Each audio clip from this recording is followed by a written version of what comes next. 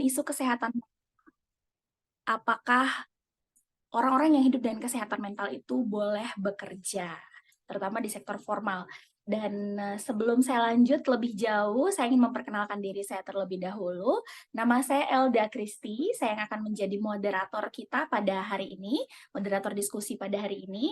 Saya juga merupakan communication manager dari lembaga Indeks, penyelenggara kegiatan pada hari ini.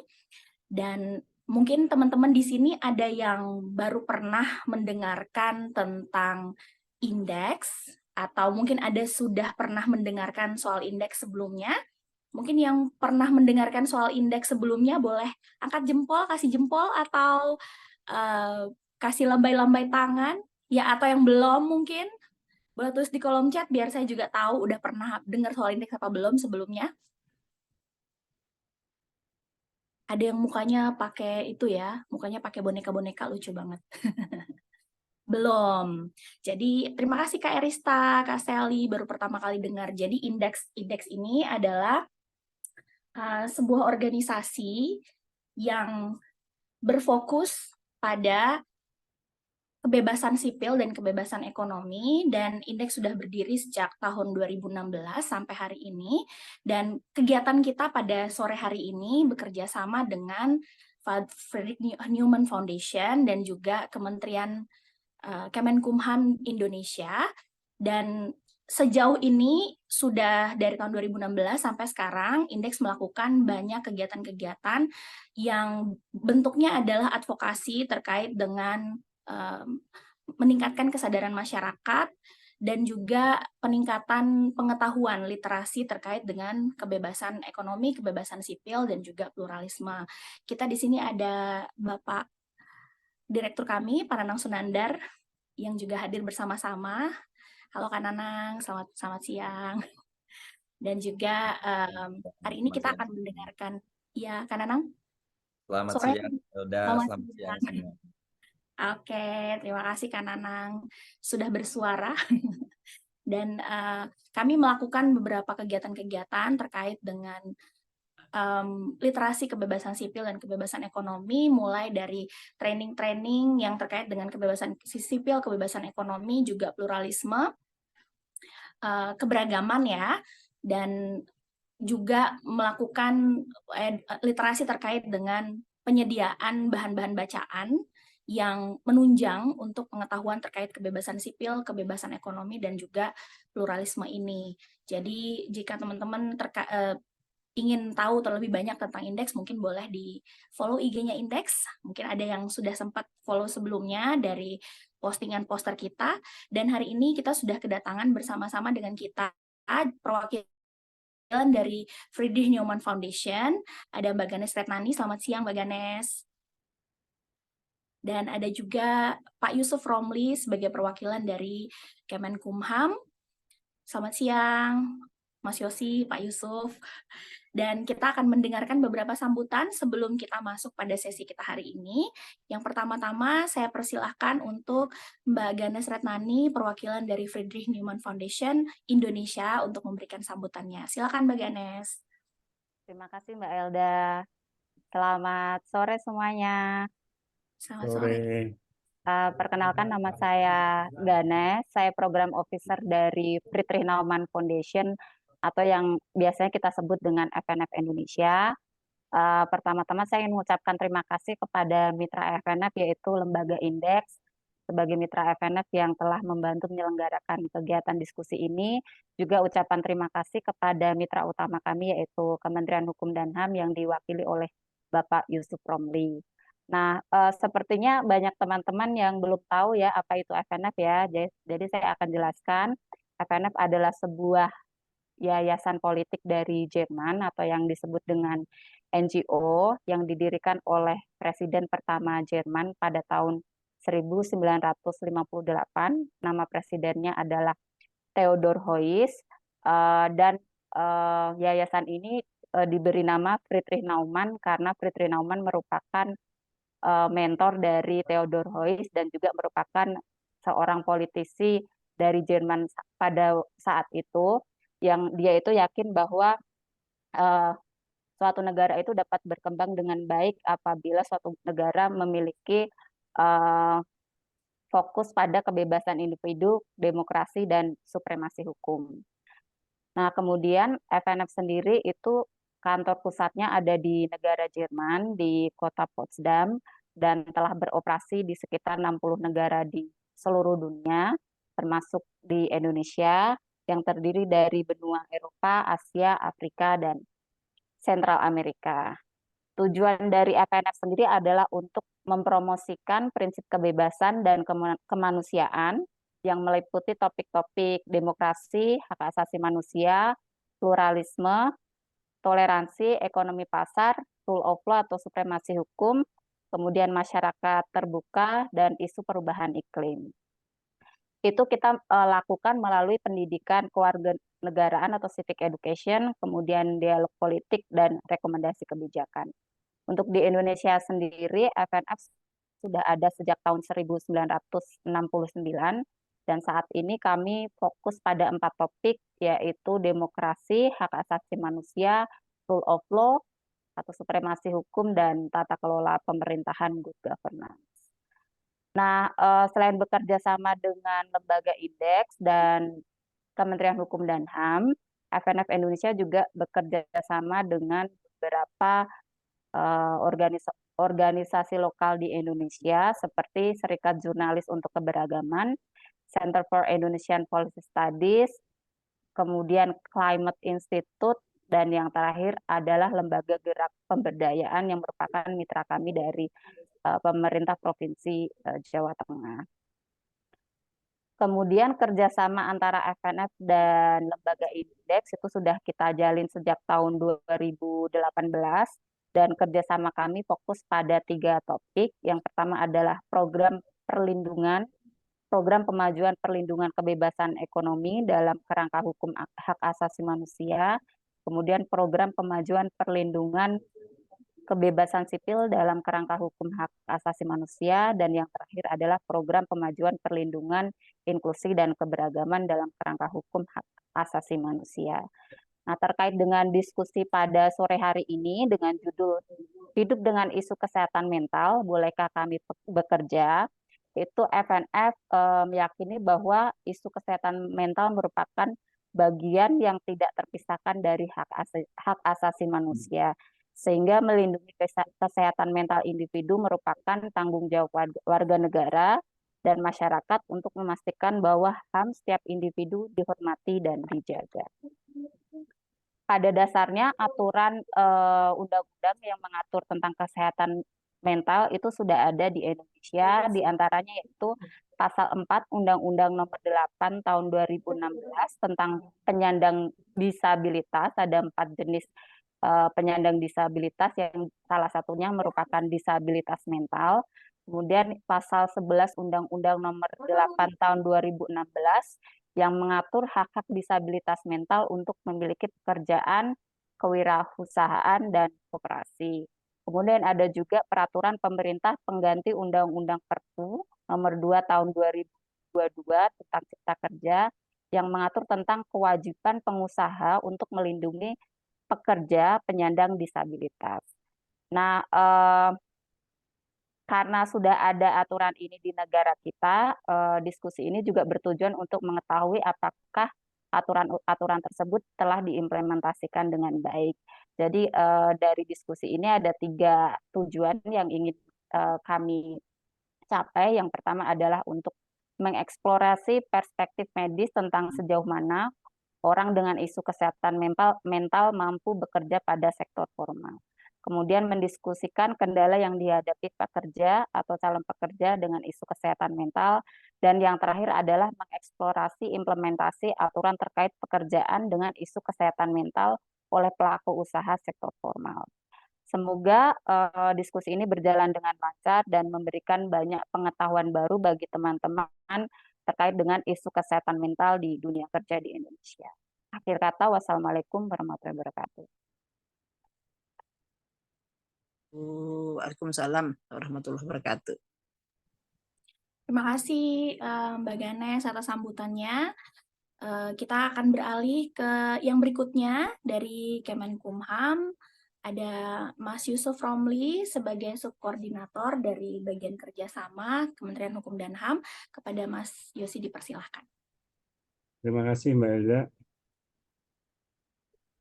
Assalamualaikum warahmatullahi wabarakatuh. Suara saya cukup jelas ya, Bapak Ibu, teman-teman semua. Ya. Selamat sore, salam sejahtera untuk kita semua. Om Swastiastu, Namo Buddhaya, salam kebajikan. Pertama yang saya hormati, Mbak Ganes Wororetnani, terus Direktur Indeks, Mas Nanang Sunandar, beserta teman-teman Indeks yang lain, para narasumber, Ibu Salwa Paramita, Ibu Dr. Santi Yuliani, dan Bapak Noval, serta hadirin dan peserta kegiatan hidup dengan isu kesehatan mental, bolehkah kami bekerja? Pertama-tama marilah kita panjatkan puji syukur kehadirat Allah Subhanahu wa taala, Tuhan Yang Maha Esa, karena kita masih diberikan kesehatan dan kelimpahan rahmat sehingga masih bisa bertemu dan mengikuti kegiatan ini secara daring ya. Sebenarnya kalau kegiatan gini kami juga pengennya sih secara luring, tapi katanya teman-teman Indeks lebih sering mengadakan kegiatan secara daring sekarang ini. Terus saya selaku perwakilan Kemenkumham sangat menyambut baik pelaksanaan kegiatan ini. Tadi kelihatannya Ganes sudah menyebutkan seluruh peraturan-peraturan terkait kesehatan mental atau penyandang disabilitas. Jadi saya kira walaupun kami dari perwakilan Kementerian Hukum dan HAM tidak perlu lagi lah menyebutkan regulasi-regulasi terkaitnya gitu. Sebenarnya kan kami juga cukup tertarik dengan isu ini gitu kan, karena di kami sendiri di kementerian kami itu penerimaan pegawainya sudah berusaha inklusif dengan mengikut sertakan teman-teman dari penyandang disabilitas, walaupun saat ini masih penyandang difabel ya, penyandang difabel dari kelompok fisik ya. Sedangkan ini baru pertama kali kami juga tahu bahwa oh ya selain fisik bagaimana kalau difabelnya itu dari sisi mental gitu. Apakah memungkinkan teman-teman difabel dari difabel mental ini dapat bekerja dan diterima secara formal juga gitu. Bahkan dalam kegiatan-kegiatan kami memang beberapa kali kami melakukan kegiatan yang bersama dengan teman-teman FNS terkait pelayanan publik. Kami juga mengundang peserta dari teman-teman difabel gitu. Tapi memang sebagian besar memang difabel fisik. Nah, ketika ada isu ini cukup menarik juga gitu. Oh, perlu lebih lanjut sebenarnya, karena ini belum menjadi isu yang sentral ya menurut saya bagi di Republik ini gitu. Dengan adanya kegiatan ini sih kami berharap kami bisa tercerahkan, terus teman-teman juga tercerahkan, sehingga kemudian para pemangku kepentingan juga sadar sehingga bisa mengeksplorasi kemungkinan-kemungkinan untuk teman-teman difabel secara mental ini. Saya kira cukup sekian sambutan dari kami. Saya ucapkan terima kasih. Assalamualaikum warahmatullahi wabarakatuh. Salam sejahtera bagi kita semua. Om Swastiastu. Terima kasih Mas Yosi atas sambutannya yang luar biasa. Semoga ini juga jadi sama-sama bisa jadi perhatian kita ya ke depannya tentang aktivitas kesehatan mental ini. Karena biasanya yang kelihatan secara fisik normal aja tuh cukup dirasa lu baik-baik aja gitu ya. Dan sebenarnya something's going on inside ya. Terima kasih Mas Yosi atas sambutannya. Dan kita akan segera masuk pada sesi kita pada hari ini.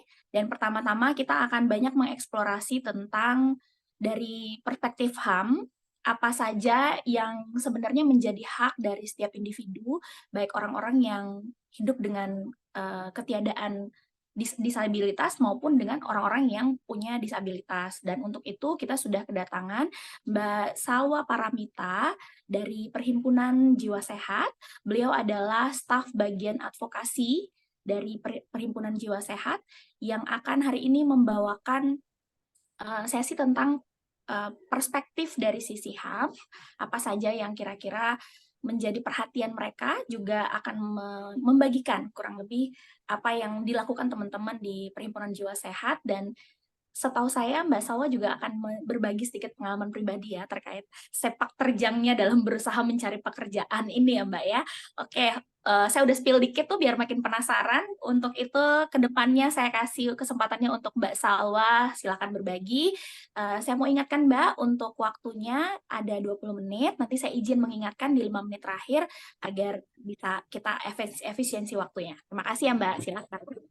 Oke, terima kasih Mbak Elda Kristi. Teman-teman, izinkan saya untuk share screen dulu ya, materi saya. Oke, apakah sudah masuk? Ya, Mbak sudah. Elda? Oke, Ya. udah ya. Udah kelihatan Mbak Salwa, udah kelihatan. Tampilannya gitu. Oke. Ya, oke, sip, udah full. Ya udah.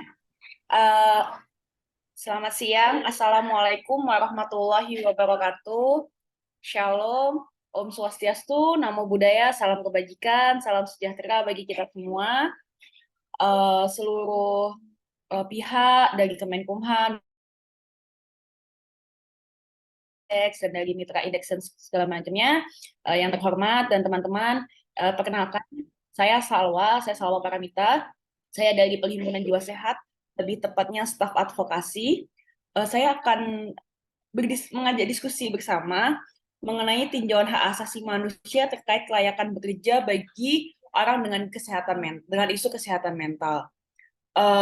Buat teman-teman, nanti kita akan membahas pertama mengenai hak asasi itu sendiri, maksudnya dasar hukumnya. Kalau saya bicara tentang hak asasi, kayaknya teman-teman udah tahu ya, mungkin teman-teman dari Indeks juga sudah beberapa kali membahas apa sih itu hak asasi, dan kita akan langsung aja, yang pertama nanti akan membahas dasar hukumnya, yang kedua tentang poin-poin apa saja sih yang dilindungi di dasar-dasar hukum kita, mulai dari dasar hukum tertinggi yaitu Undang-Undang Dasar, sampai dengan peraturan-peraturan yang ada, hingga nanti kita akan diskusi kenyataan di lapangannya gimana sih syarat-syarat pekerja yang mendiskriminasi penyandang disabilitas mental. Lalu di situ juga saya nanti akan ada masalah, akan menceritakan masalah di lapangan. Ya mungkin bisa terjadi teman-teman disabilitas mental bekerja, namun bagaimana sih setelahnya ketika teman-teman disabilitas mental ini bekerja. Lalu yang terakhir ditutup dengan pengalaman saya sendiri yang sudah saya rasakan dari, ketika saya mencari kerja saat lulus S1, yaitu 2020 hingga 2021, dan makanya akhirnya saya memutuskan untuk sekolah lagi, tidak untuk bekerja kecuali di NGO ini gitu. Oke, pertama kali ini judulnya. Oke. Sebagai awalan, pada dasarnya negara telah menjamin hak setiap orang untuk memperoleh pekerjaan sebagaimana diatur di dalam beberapa peraturan.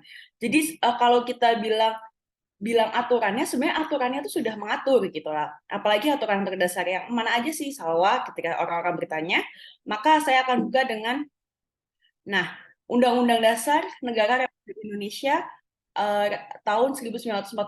Ini dasar hukum dari adanya negara Indonesia ini.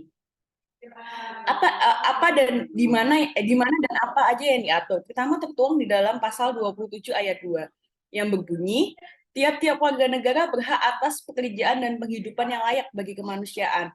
Di sini jelas ya teman-teman, tiap-tiap warga negara, tidak ada pekhususan kecuali penyandang disabilitas mental, kecuali ini semua, tiap-tiap warga negara. Artinya semua warga negara ini berhak atas pekerjaan dan penghidupan yang layak. Seperti itu, tidak ada pengecualian, yaitu secara universal setiap-tiap warga negara, yang perlu teman-teman ketahui. Lalu teman-teman, selain itu tertuang di mana lagi sih, gitu kan? Ketika kita bertanya ini dasar hukumnya, dasar hukum tertinggi, lalu tertuang di mana lagi? Nah, tertuang di Undang-Undang tentang Hak Asasi Manusia, Undang-Undang Nomor 39 tahun 99. Tertuang di mana dan apa aja bunyinya? Nah, tertuang di pasal 38 yang berbunyi, setiap warga negara sesuai dengan bakat, kecakapan, dan kemampuan berhak atas pekerjaan yang layak. 2, setiap orang berhak dan bebas memilih pekerjaan yang disukainya dan berhak pula atas syarat-syarat tenaga kerjaan yang adil. Ini ada kata adil ya teman-teman. Lalu ayat 3, setiap orang baik pria maupun wanita yang melakukan pekerjaan yang sama, sebanding, setara, atau serupa berhak atas upah serta syarat-syarat perjanjian kerja yang sama. Yang ayat 4, setiap orang, baik pria maupun wanita, dalam melakukan pekerjaan yang sepadan dengan martabat kemanusiaannya berhak atas upah yang adil sesuai dengan prestasinya dan dapat menjamin kelangsungan kehidupan keluarganya. Jadi teman-teman di sini setiap orang berhak untuk memperoleh pekerjaan yang layak tanpa terkecuali. Di sini tidak ada pengecualian. Sama yang tadi di Undang-Undang Dasar 1945 juga tidak ada pengecualian. Lalu lebih jelasnya lagi, ketika kita ini kan konteksnya tentang penyandang disabilitas. Nah, penyandang disabilitas itu terdiri sebagai bermacam-macam, ada disabilitas fisik, disabilitas mental, disabilitas sensorik, disabilitas intelektual. Ketika kita membicarakan tentang disabilitas mental, tentu kita merujuk pada Undang-Undang nomor 8 tahun 2016 tentang penyandang disabilitas. Di mana di sini diatur penyandang disabilitas memiliki beberapa hak. Salah satunya yang saya bold di sini dan saya beri warna pink, yaitu hak atas pekerjaan. Lalu di pasal 11-nya, hak pekerjaan itu meliputi haknya, itu ada beberapa peraturan di pasal 11 itu, salah satunya adalah hak memperoleh pekerjaan yang diselenggarakan oleh pemerintah daerah, atau swasta tanpa diskriminasi. Jadi, di sini ketika kita membicarakan hak untuk memperoleh pekerjaan, ini bisa yang diselenggarakan oleh siapapun, baik pemerintah daerah, swasta atau pemerintah daerah atau swasta. Jadi baik pemerintah ini misalkan PNS atau sekarang ada namanya P3K. Untuk di daerah itu misal pemerintah daerah bisa juga di Pemda itu termasuk PNS, misalkan PNS yang ditempatkan di daerah gitu. Atau swasta ini bisa perusahaan-perusahaan swasta gitu. Artinya apa teman-teman? Ini dari penyelenggara yang diselenggarakan ini, penyelenggara pekerjaan ini, itu artinya harus mengakomodasi pasal 11 Undang-Undang nomor 8 tahun 2016 tentang penyandang disabilitas gitu. Jadi ini yang kita dasari untuk sebelumnya kita menuju kepada bagaimana sih kenyataan di lapangan tentang penyelenggara kerja ini memberi syarat-syarat pekerjaan seperti itu. Kebetulan saya diberitahu panitia ini di konteks untuk khususnya kita diskusiin tentang industri gitu. Oke, nanti kita bicarakan tentang industri. Nah, ketika kita membicarakan diskriminasi, saya memberikan bukti-bukti diskriminasi yang terjadi di lapangan terhadap penyandang disabilitas mental. Mungkin itu yang sebelumnya teman-teman tidak ketahui bahwa sebenarnya itu mendiskriminasi gitu, tapi teman-teman belum ketahui. Apa aja sih hal-hal yang mendiskriminasi di lowongan pekerjaan atau selebaran-selebaran yang kita dapatkan? Bila kita cuma baca, oh ini cocok sama saya daftar. Tapi sebenarnya yang perlu teman-teman ketahui di dalam situ dari persyaratan-persyaratan tersebut ada beberapa poin yang sebenarnya itu mendiskriminasi. Coba kita lihat satu persatu ya. Nah, nih lowongan mitra. Ini maaf saya nggak bisa sempat sensor, tapi nggak apa-apa. Ini untuk belajar aja. Buat bukti juga bahwa ternyata masih banyak lowongan-lowongan pekerjaan dengan syarat yang seperti ini.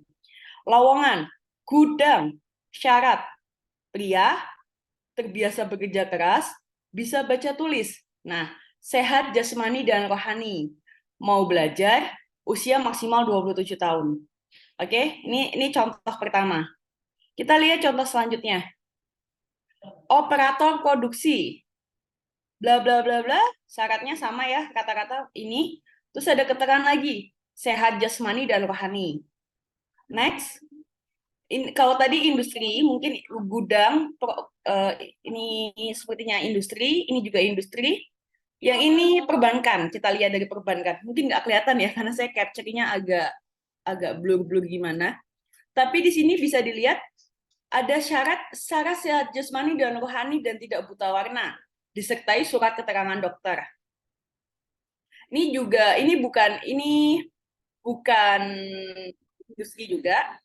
Ini ada lagi, oke, benar-benar syaratnya mana? Nih, syarat ke-11. Sehat secara jasmani dan rohani, tidak buta warna, bebas dari pengaruh. Nih, ada selain jasmani dan rohani, ada lagi bebas dari pengaruh narkotika dan zat adiktif lainnya. Jelas ya syaratnya, selain syarat jasmani dan rohani juga ada syarat bebas dari pengaruh narkotika dan zat adiktif lainnya. Nah, yang perlu saya garis bawahi di sini, sebenarnya syarat-syarat apa sih yang mendiskriminasi ini gitu kan? Kenapa saya bisa bilang diskriminasi seperti itu? Nah, maaf saya sedang batuk jadi akan kekat batuk-batuk. Nah, kalau teman-teman saya bilang kesehatan jasmani, pasti teman-teman tahu ya, kesehatan jiwa ya, kesehatan jasmani adalah kesehatan yang secara fisik gitu. Ketika kita membicarakan kesehatan rohani, akan ada hubungannya dengan kesehatan mental yang mencakup emosional, psikologis, dan sosial. Mungkin nanti Dr. Santi akan membahas lebih lanjut. Cuman buat teman-teman ketahui di awal, karena saya bicara di awal, yaitu kesehatan rohani adalah kesehatan mental yang mencakup emosional, psikologis, dan sosial. Pertanyaannya adalah, bagaimana penyandang disabilitas mental bekerja di saat syarat awal saja sudah mensyaratkan sehat jasmani dan rohani? Nah, di sini pertanyaan ini akan terjawab. Kenapa? Karena syarat di awal itu, ketika kita ingin mendapatkan pengalaman saya, ketika ingin mendapatkan surat keterangan sehat jasmani dan rohani, saya harus melewati bertemu dengan psikiater untuk dites, namanya tes MMPI. Di situ di atas MMPI kelihatan. Nah, berdasarkan pengalaman saya terlihat bahwa saya memiliki bipolar, tidak terang-terangan ditulis bipolar, tapi ada gangguan mood gitu, ada tulisannya. Dan yang selanjutnya adalah gangguan kepribadian, karena saya ada selain bipolar ada BPD. Nah, pertanyaannya adalah bagaimana ketika penyandang disabilitas bekerja, bagaimana penyandang disabilitas mental bisa bekerja saat syarat di awal saja sudah mensyaratkan sehat jasmani dan rohani. Jadi mau masuk aja kita udah nggak bisa, kita udah kamu nggak bisa masuk seperti itu. Nah, mungkin teman-teman bilang, oh teman saya ada yang punya gangguan jiwa, punya isu kesehatan mental tapi bisa masuk. Oke, saya pun dari 2021, pengalaman 2020 sampai 2021 mungkin ada yang masuk gitu ya, ada yang masuk. Tapi saat lolos pun pada tahap awal bekerja, bagaimana kelanjutan dia dalam bekerja? Nah, di undang-undang tentang Perpu Cipta Kerja, ketika Undang-Undang Cipta Kerja kan sudah dibatalkan diganti Perpu, peraturan pemerintah pengganti undang-undang. Di pasal 48 itu di pasal 48 di Undang-Undang Penyandang Disabilitas yang tadi dijelaskan di awal itu ada namanya memberikan izin atau cuti khusus. Sedangkan di Perpu Cipta Kerja ini kita sudah tidak ada namanya cuti khusus. Nah, pengalaman dari teman-teman yang pernah bercerita kepada saya maupun kepada PJS secara lembaga adalah ketika kita izin, misalkan ketika punya mental issues, kita akan berobat sebulan sekali. Ketika izin sekali dua kali mungkin kayak oke, sakit biasa. Ketika berulang kali pasti ditanyakan, kamu kenapa beberapa kali izin untuk ke dokter? Kamu kenapa? Ketika kita mengakui bahwa kita memiliki isu kesehatan jiwa, isu kesehatan mental, dan kita berobat ke psikiater, itu penanganannya akan dianggap kita langsung kena stereotip yang berbeda, kayak oh kamu disabilitas mental ya, dan itu nanti akan ada diskriminasi di dalamnya. Itu based on true story gitu. Namun ketika permasalahan itu selesai, apakah kita mendapatkan hak kita pekerja sebagai yang memiliki isu kesehatan jiwa untuk bisa mendapatkan cuti khusus, karena sebulan sekali kita harus ke psikiater. Kalau saya nggak cuma sebulan sekali, ketika saya itu psikiater sebulan sekali, psikolog juga sebulan sekali. Nah, cuti khusus seperti ini yang sebenarnya diperlukan. Namun kenyataannya di Perpu Cipta Kerja, aturan mengenai tenaga kerjaan yang terbaru pun tidak mengatur cuti khusus gitu. Bagaimana kantor, perusahaan, dan segala macamnya bisa memberikan cuti khusus kepada penyandang disabilitas mental untuk kita konsultasi ke psikiater dan psikolog. Padahal jelas sebelum adanya Perpu Cipta Kerja ada Undang-Undang Penyandang Disabilitas, itu mengatur tentang pemberi kerja ini tadi bisa pemerintah daerah maupun swasta. Dalam penempatan tenaga kerja penyandang disabilitas dapat atau ini kita misalkan udah kan penyandang disabilitas ini mungkin nggak di awal ketahuan, tapi di tengah-tengah kita punya mental issues gitu kan. Akhirnya kita memutuskan bilang bahwa kita ingin mendapatkan cuti khusus. Nah, ini memberikan izin atau cuti khusus untuk pengobatan. Pada beberapa peraturan daerah, ini sebenarnya yang mengacu pada Undang-Undang Penyandang Disabilitas, ini sebenarnya sudah mengatur mengenai izin khusus juga untuk adanya cuti khusus juga untuk adanya pemberi kerja memberikan itu. Namun ternyata di Perpu Cipta Kerja yang peraturan yang mengatur tentang ketenagakerjaan ini belum mengatur seperti itu. Padahal cuti khusus atau izin khusus ini untuk pengobatan ini benar-benar dibutuhkan oleh penyandang disabilitas mental seperti itu ya. Mbak Salwa, saya izin mengingatkan waktunya tinggal 5 menit lagi. Tinggal terakhir pengalaman saya. Ya, oke. Oke, pengalaman saya lulus dari Fakultas Hukum Universitas Gadjah Mada itu pada tahun 2020. Ketika itu saya memutuskan untuk bekerja, saya melamar di berbagai tempat, namanya fresh graduate, semua tebar jaring. Yang pertama, saya gagal di tes psikologi. Oke, bisa dipahami. Tes psikologi. Oke, nggak apa-apa gitu. Tes psikologi yang bukan angka-angka gitu ya, bukan tes psikologi yang itu, tapi tes psikologi yang ketika kita menggambar, terus nanti mungkin Dokter Santi bisa menjelaskan dan segala macamnya. Itu saya nggak lolos. Oke, masih pertama masih terima. Kedua, ketiga gagal di tempat lain gitu. Terus yang keempat saya ingat betul, saya di salah satu di salah satu perusahaan swasta yang bergerak di bidang kosmetik. Saya disuruh melampirkan surat keterangan sehat jasmani dan rohani.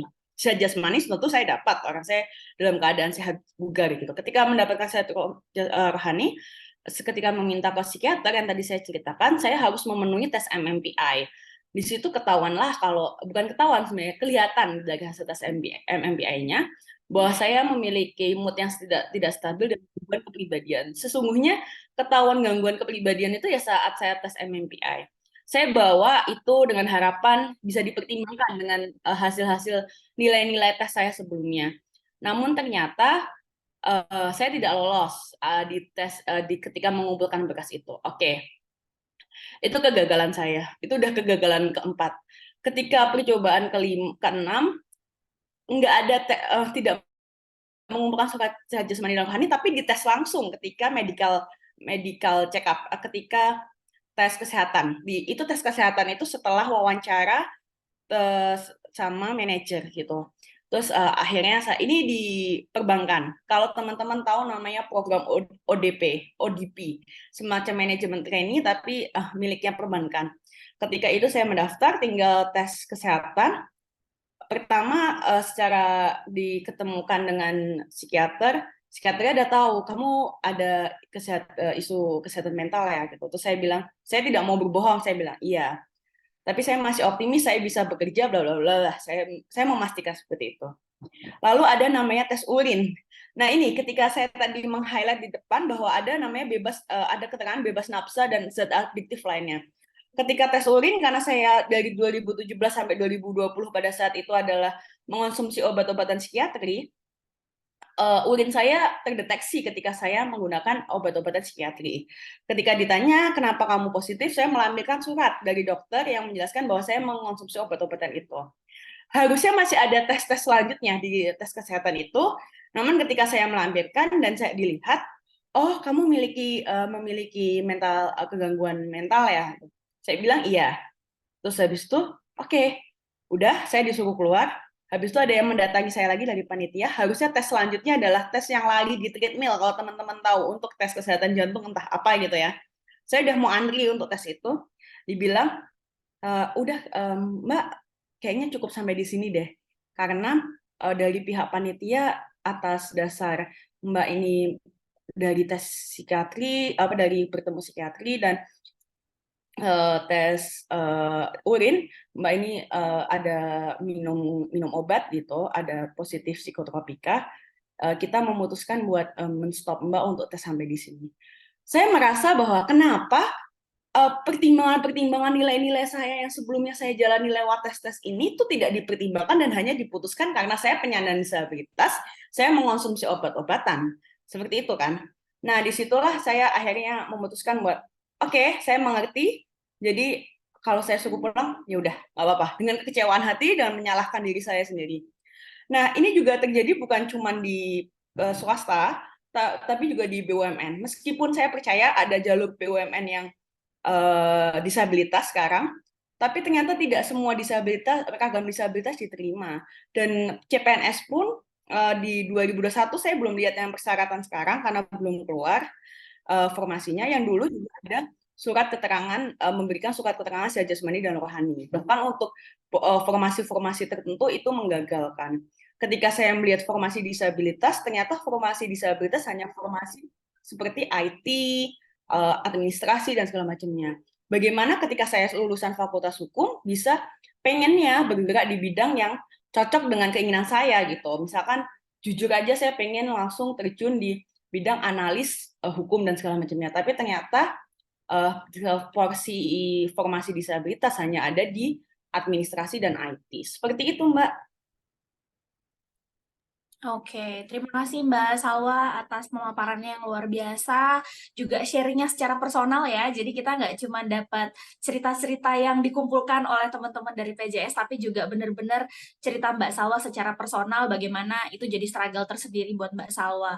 Jadi kalau bisa saya highlight dari yang Mbak Salwa jelaskan hari ini, ada kesulitan yang Mbak Salwa dan teman-teman dengan disabilitas mental hadapi bahkan dalam proses rekrutmennya gitu ya, bahkan masih awal proses rekrutmen itu sudah jadi kendala gitu, bahwa saya sebagai seorang dengan disabilitas mental, terutama yang menyadari dan berobat gitu, itu justru dapat diskriminasi somehow, quote in quote, lebih kencang dan lebih jelas daripada orang-orang lain. Terima kasih Mbak Salwa dengan penjelasannya dan yang luar biasa pada sore hari ini. Nanti teman-teman sambil kita akan melanjutkan ke pembicara yang berikutnya, saya mohon izin untuk teman-teman yang ingin mempunyai pertanyaan, nanti pertanyaannya boleh ditaruh di kolom chat, dan jika teman-teman berkenan, boleh nanti ditulis dulu, di keep dulu setelah sesi tanya jawab baru mulai dikirim, jadi nggak ada yang ketutupan.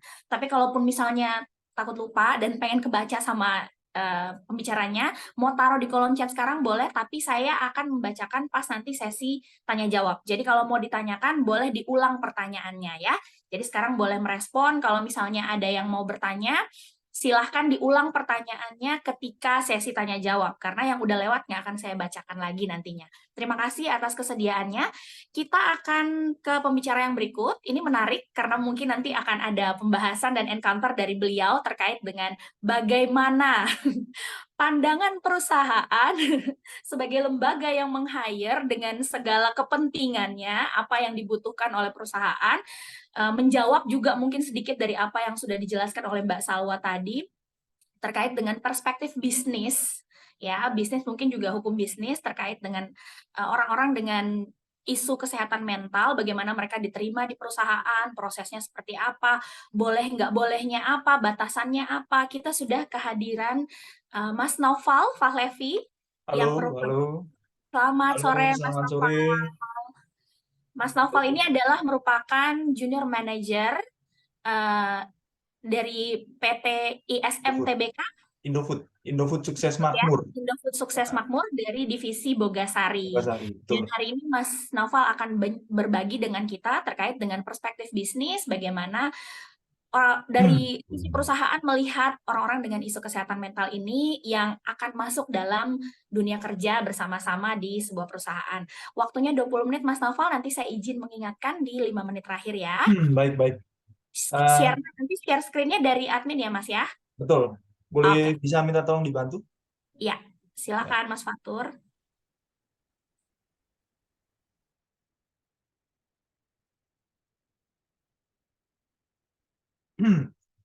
Baik, sebelumnya saya ucapkan Bismillahirrahmanirrahim. Assalamualaikum warahmatullahi wabarakatuh. Terima kasih. Salam, Om Swastiastu, Namo Buddhaya, Salam Kebajikan. Saya ucapkan terima kasih ya kepada Kak Elda atas waktunya ya sudah dan terima kasih juga saya sampaikan ke Pak Yusuf Kemenkumham, ada Ibu Ganes ya yang terhormat Ibu Ganes dari PFNF dan Pak Nanang dari Indeks serta narasumber lainnya. Terima kasih atas waktu yang sudah diperkenankan saya untuk bisa join ya di acara ini ya, sangat keren sekali ya. Kita akan membahas mengenai hidup dengan isu kesehatan mental, bolehkah kami bekerja. Tadi kan sebelumnya sudah disampaikan oleh narasumber pertama ya dari aspek hak asasi manusianya. Ya, nah ini saya akan sampaikan berdasarkan best practice ya. Saya selaku praktisi HR sekaligus juga tim untuk memberikan suggestion ya kepada perusahaan mengenai tata aturan di internal kami. Seperti itu. Oke. Boleh dibantu? Next. Baik, sebelumnya saya akan menjelaskan dulu mengenai saya. Ya, perkenalkan ya, tak kenal maka tak sayang. Ya, perkenalkan, nama saya adalah Muhammad Novali Zulfahlevi. Saya dulunya adalah manajer IR ya di beberapa perusahaan cukup besar dan TBK. Ya, salah satunya adalah Wings Group. Terus selanjutnya saya di Mayora juga.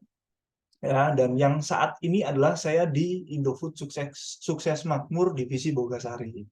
Ya, sekaligus juga saya sebagai praktisi HR ya, ada HR Club dan lain sebagainya.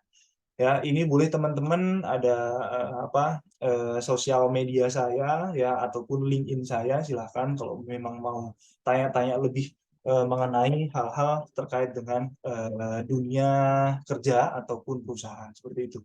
Boleh dibantu next. Oke, yang menarik hari ini adalah kita akan membahas mengenai kesehatan mental. Nah, kesehatan mental sendiri menurut WHO itu adalah keadaan sejahtera di mana setiap individu bisa mewujudkan potensi mereka sendiri. Artinya, mereka dapat mengatasi tekanan kehidupan yang normal, dapat berfungsi secara produktif dan bermanfaat, dan mampu memberikan kontribusi kepada komunitas mereka. Nah, nantinya saya akan menjawab ya bagaimana sih dari perspektif bisnis atau perusahaan itu mengenai kesehatan mental. Oke, next. Baik, mengenai kesehatan mental ini ya, menurut Kompas ya, sumber dari Kompas, menurut Indonesian National Adolescent Mental Health Survei 2022, sekitar 15,5 juta atau sekian 3,49% remaja mengalami masalah mental dan 2,45 juta atau sekitar 5,5% remaja mengalami gangguan mental. Dari jumlah itu baru 2,6% yang mengakses layanan konseling baik emosi maupun perilaku. Jadi dari data ini sedikit miris, artinya kurangnya kesadaran kita individu itu untuk melakukan coaching and counseling atau bahkan terbuka sesama lain. Ya kan, bahkan kalau misalnya ada beberapa orang di dalam dunia kerja sendiri pun mereka cenderung adalah tertutup. Nah, inilah tugas kami ya selaku praktisi HR atau HR Human Resources ya yang harus bisa menggali hal-hal tersebut. Nah, tentunya juga karena adanya isu mengenai kesehatan mental ini juga sebenarnya secara pemahaman dari dulu sudah menjadi isu, tapi baru mulai muncul lagi ke permukaan itu setelah adanya pandemi COVID-19 ya, di mana kita mulai beradaptasi yang tadinya semua serba offline atau bertatap muka, terus setelahnya semua menjadi online. Ya kan, di mana kita harus mulai beradaptasi ya kan adanya kegiatan secara WFH atau work from anywhere dan lain sebagainya ya, sehingga mulai itu muncul tuh ya kesehatan mental dan lain sebagainya. Boleh di Nah, oke, next. Baik. Nah, mengenai isu kesehatan mental di dunia kerja pun semakin mendapat perhatian karena tekanan stres dan ketidakseimbangan pekerjaan atau kita sering sebutnya adalah work-life balance. Ya, itu bisa berdampak negatif bagi kita, ya, terutama dalam dunia kerja. Dan menurut Celestinus Egiamunte selaku Direktur Kesehatan Jiwa dan Nafsa Kementerian Kesehatan, terjadi peningkatan gangguan kesehatan mental saat pandemi di tahun 2020. Ini yang tadi saya sampaikan, bahwa pandemi ini juga berpengaruh terhadap kesehatan mental, ya, di mana semua serba harus berjaga jarak dan lain sebagainya. Jadi seperti 6,8% meningkat penderita gangguan kecemasan dan 8,5 mengalami depresi. Ya, kemudian Kementerian Kesehatan RI juga mencatat bahwa lebih dari 1.000 orang melakukan percobaan bunuh diri. Nah, ini yang miris. Munculnya gangguan kesehatan jiwa ini berawal dari burnout yang berkepanjangan. Artinya burnout itu dalam dunia kerja ya, kita selalu diberikan tugas tambahan ya. Bahkan ini yang selalu miris sebenarnya ya, ketika perusahaan itu sendiri tidak ada yang namanya work instruction atau job description ya, di mana semua pekerjaan diberikan atau dibebankan terhadap satu karyawan seperti itu. Oke, boleh next. Nah, ada nggak sih aturan hukum terkait kesehatan mental itu sendiri? Nah, beberapa aturan hukum atau dasar hukum kesehatan mental itu di Indonesia ada undang-undang dan peraturan yang memiliki kaitan dengan aspek kesehatan mental ini dalam konteks yang lebih luas. Ya, di antaranya adalah Undang-Undang Nomor 36 Tahun 2009 tentang kesehatan. Ya, tapi undang-undang ini tidak secara khusus membahas mengenai kesehatan mental, namun hanya mengatur mengenai kesehatan secara umum, ya, termasuk pelayanan kesehatan jiwa. Dan yang kedua adalah Undang-Undang Nomor 18 Tahun 2014 ya, tentang kesejahteraan sosial. Ini yang memberikan perlindungan dan pemenuhan hak-hak warga yang memiliki gangguan mental, termasuk dalamnya ngomongin ODGJ dan lain sebagainya. Terus adanya turunan lagi, yaitu ada di Permenaker ya, Peraturan Menteri Kesehatan Nomor 51 Tahun 2017 tentang pedoman pelayanan kesehatan jiwa di fasilitas pelayanan kesehatan. Ini mengatur mengenai standar pelayanan kesehatan jiwa di fasilitas pelayanan kesehatan. Oke, lanjut next slide-nya. Bolehkah mereka bekerja? Ya. Nah, berdasarkan undang-undang berikut ini ya, adanya Undang-Undang Nomor 8 Tahun 2016 tentang penyandang disabilitas menyatakan bahwa penyandang disabilitas termasuk mereka yang memiliki gangguan kesehatan mental memiliki hak yang sama untuk bekerja dan berpartisipasi dalam kegiatan ekonomi. Ini jelas ya, bahwasanya penting untuk kita ingat bahwa penerimaan kerja itu tidak boleh didasarkan pada diskriminasi atau dasar disabilitas. Ini menjawab dari pernyataan narasumber pertama tadi ya. Ya, tidak semua perusahaan itu seperti apa yang disampaikan oleh narasumber pertama. Jadi ada beberapa perusahaan besar ya, terutama yang sudah go public, mereka harus benar-benar menjaga mengenai hal ini, tidak boleh ada diskriminasi dan lain sebagainya. Karena ada mungkin dari para peserta pernah dengar, mungkin barangkali ya, ada sertifikasi atau pemenuhan sertifikasi perusahaan yang berbicara mengenai social compliance. Apa itu social compliance? Jadi basisnya adalah ILO ya, International Labour Organization. Jadi di situ berbicara mengenai tidak boleh adanya diskriminasi dalam perusahaan, tidak boleh adanya pekerja anak, tidak boleh adanya penahanan ijazah dan lain sebagainya. Jadi rata-rata perusahaan yang sudah go public seharusnya itu sudah tidak ada lagi yang namanya diskriminasi. Ya, seperti itu. Oke, baik. Boleh next slide. Nah, mengenai apa sih yang bisa dilakukan oleh perusahaan mengenai isu kesehatan mental ini. Nah, beberapa hal ya nanti akan saya jelaskan mengenai poin-poinnya. Yang pertama adalah mengenai sensibilitas dan edukasi. Ya, meningkatkan kesadaran tempat kerja tentang isu kesehatan mental melalui pelatihan dan program edukasi guna membantu mengurangi stigma dan meningkatkan pemahaman rekan kerja tentang situasi yang dihadapi individu dengan isu kesehatan mental. Kalau seperti contoh itu di dalam dunia kerja atau perusahaan, kita ada namanya training atau pengembangan karyawan. Kita ada yang buat yang namanya talent pool, ya, edukasi pengembangan, bahkan tidak melihat latar belakang seseorang, atau bahkan kita juga ya sudah memenuhi ya tadi Undang-Undang Nomor 8 ya mengenai tidak boleh membeda-bedakan event itu adalah penyandang disabilitas, seperti itu. Terus adanya lingkungan kerja yang mendukung, menciptakan lingkungan kerja yang inklusif dan mendukung. Nah, poin ini contoh di perusahaan itu adanya kegiatan dan fasilitas kerohanian ataupun olahraga di lingkungan perusahaan. Di beberapa perusahaan yang saya sudah jajaki, ya salah satunya yang saat ini, itu sudah ada yang namanya kita kegiatan olahraga, ya baik seni maupun apa namanya yang sifatnya enjoy, ya. Dan bahkan ada juga fasilitas kerohanian, ya ada yang kita kalau muslim itu DKM, kalau yang nonis ada sendiri, ya jadi kita sudah pilah-pilah. Dan ada juga organisasi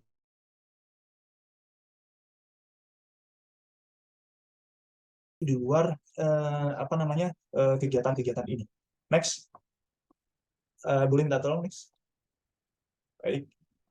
Nah, perlu adanya komitmen atasan dan manajemen.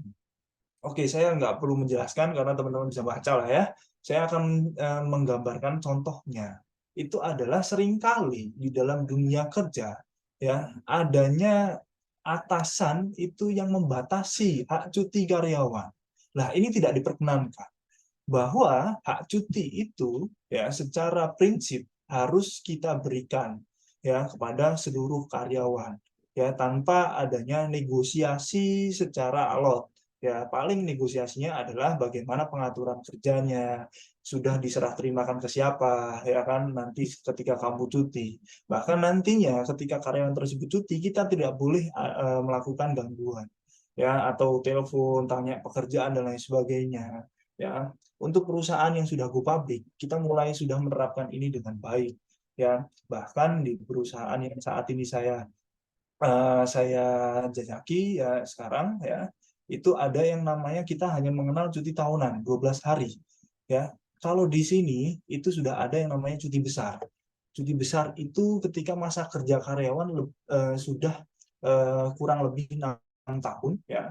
Ya, jadi itu ada tambahan cuti. Jadi 12 hari ditambah lagi cuti besar.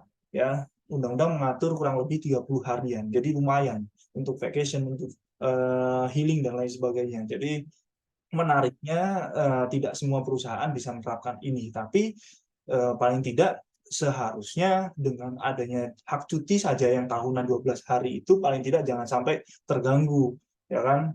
Sering kan udah cuti tapi masih aja di calling oleh atasan, ditanyain tugas, ya itu sebenarnya salah satu hal apa namanya yang mengganggu kesehatan mental seperti itu. Terus fleksibilitas kerja. Ya, contohnya itu apa? Baru-baru ini adanya pandemi, kita mengenal adanya sistem kerja secara WFH dan WFA. Nah, ini yang menariknya apa? Bahkan setelah pandemik ini dijadikan endemi, ya sudah ditetapkan sebagai endemi, WFH atau WFH atau WFH ini itu masih tetap apa namanya diberlakukan oleh beberapa perusahaan. Ya, dan yang terbaru adanya himbauan ketika KTT ASEAN ini, ya sekarang yang berlangsung di Indonesia, ya ini juga ada himbauan dari pemerintah untuk beberapa perusahaan, khususnya di Jakarta, ya itu menerapkan yang namanya WFH, ya sampai dengan kalau tidak salah, seingat saya sampai dengan tanggal 7 September. Ini yang menarik. Maka dari itu saya pikir ya ini tergantung dari masing-masing perusahaannya dalam mengelola kebijakan aturannya sendiri-sendiri seperti itu. Oke, next.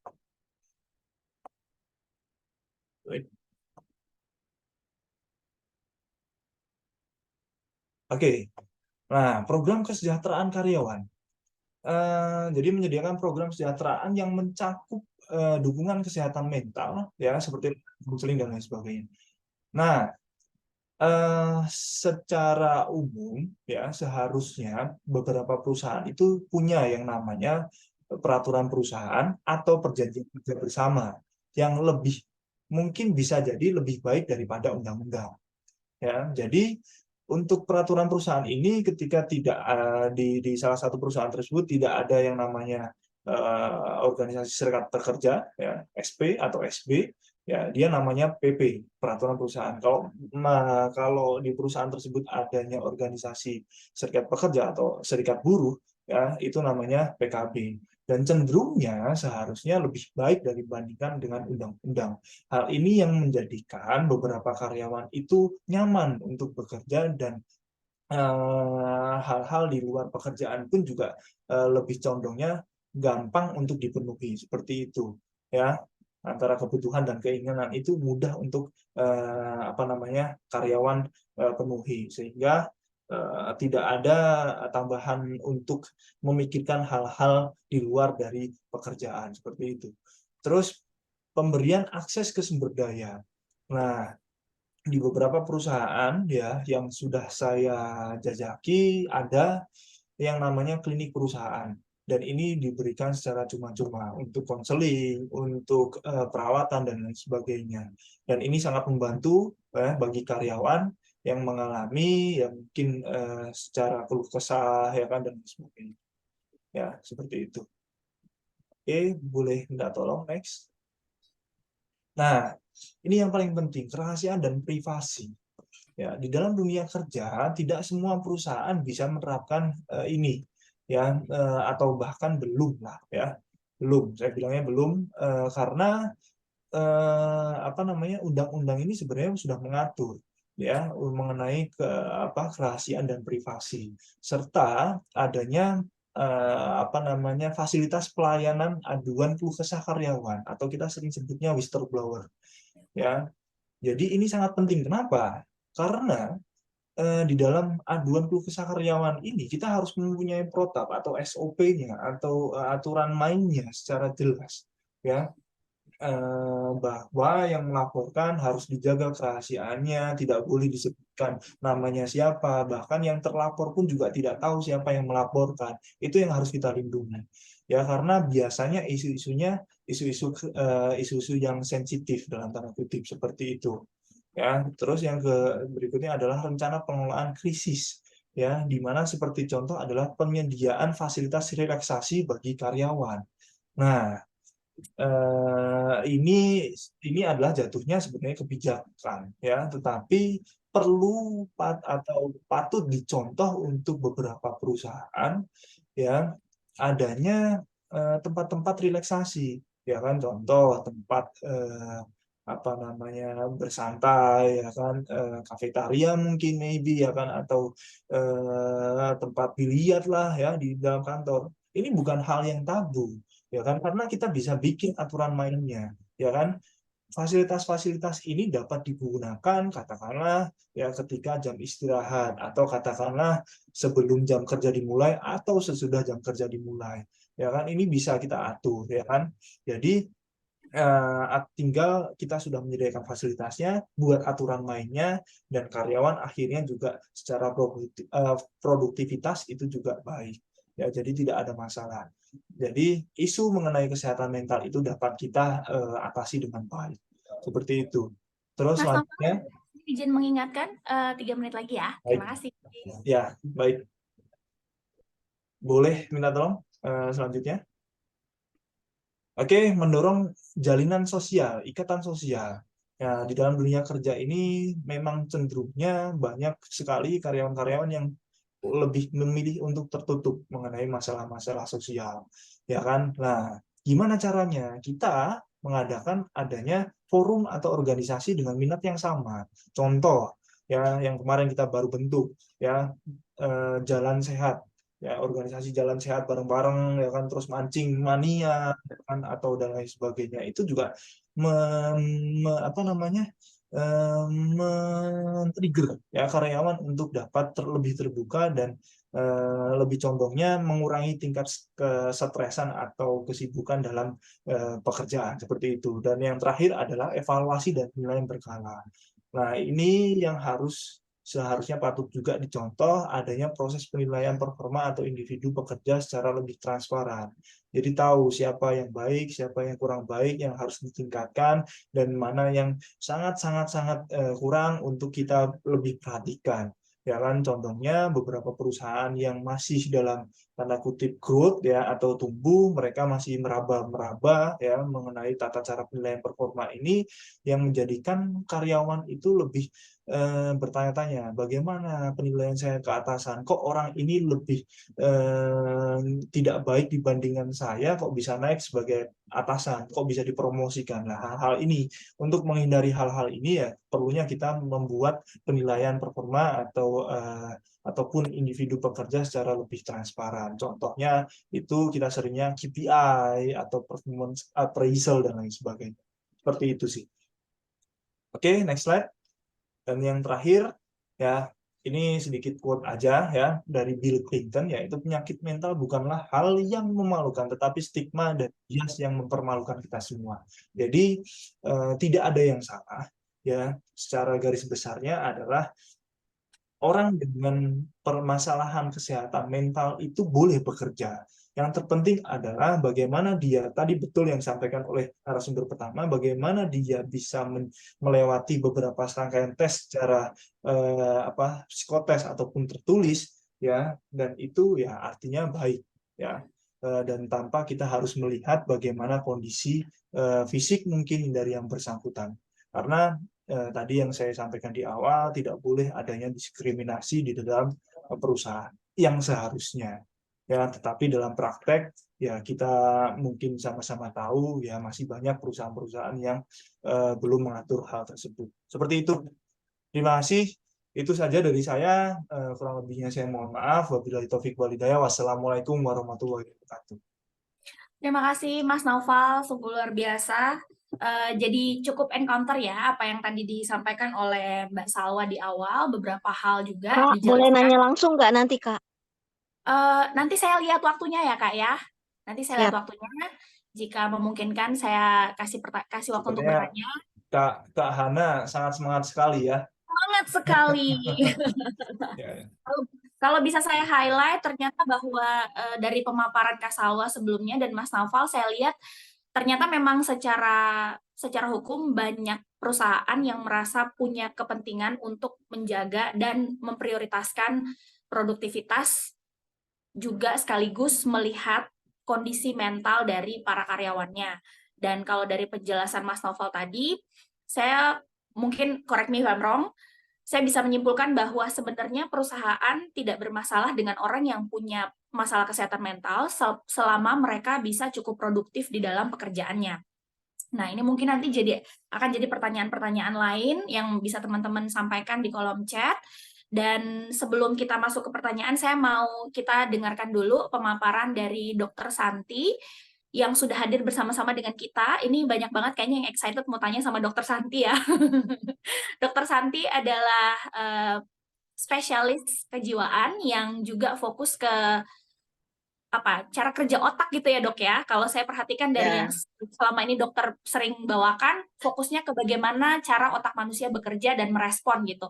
Mungkin dokter bisa juga kasih pemaparan dari sisi medis, kira-kira bagaimana orang-orang dengan isu kesehatan mental ini sebenarnya bisa produktif di dunia kerja atau enggak, dan mungkin juga bisa sekalian menjawab apa yang tadi Mbak Salwa pertanyakan gitu, gimana ya kita belum terbukti bisa bekerja aja udah di-cut duluan, mungkin bisa dijelaskan secara medis kira-kira gimana dok? Terima kasih dok, silakan. Silakan ya dok. Thank you Mbak Elda. Jadi memang kenapa saya di sosmed tuh seneng banget nge-share soal otak gitu ya Mbak Elda, karena memang saya pengen debunk the stigma sih sebenarnya. Jadi kita ini memang masih banyak sekali stigma tentang kesehatan mental. Tadi Mas Naufal juga menyampaikan gitu ya. Sebenarnya stigma-stigma yang ada itulah yang justru mempersulit ruang gerak teman-teman gitu. Nah, kenapa orang masih menstigma gitu kan? Nanti saya akan jelaskan di belakang. Kenapa saya beri judul materi saya di sore hari itu Am I Capable? Karena sebenarnya yang meragukan kemampuan dirinya bekerja itu tidak hanya pemberi kerja. Stigma yang ada di masyarakat ini membuat teman-teman yang memiliki gangguan mental pun seringkali meragukan dirinya gitu. Am I capable or not? Gitu ya. Kita bahas nanti di belakang. Nah, sedikit saya ingin cerita tentang film ini. Ini one of like the most popular movie soal gangguan mental ya. Jadi seorang profesor yang memiliki kondisi skizofrenia, dan dia ini skizofrenia paranoid ya. Profesor matematika, highly functioning, punya banyak prestasi, Tetapi memang ketika sedang dalam kondisi yang buruk, dia lagi full blown, ini sangat mengganggu kemampuan dia bekerja. Nah, kenapa ini saya gunakan sebagai highlight di depan? Teman-teman perlu pahami bahwa ketika seseorang sedang dalam kondisi sakit, tidak ada yang mampu bekerja dengan baik. Tetapi ketika gangguannya atau sakitnya ini dalam kondisi yang terkendali, fungsi-fungsi perannya bisa berjalan dengan sangat baik. Jadi ketika si Nash ini kemudian dia bisa memberikan pengobatan yang baik, bisa diberikan pengobatan yang baik, bisa mendapatkan treatment untuk memperbaiki kondisi halusinasi dan wahamnya, maka pikiran-pikiran ketakutannya dia, kekhawatirannya dia bahwa dia diamat-amati oleh agen pemerintah, bahwa dia ini sedang dalam kondisi yang diincar, itu juga kembali seperti sedia kala.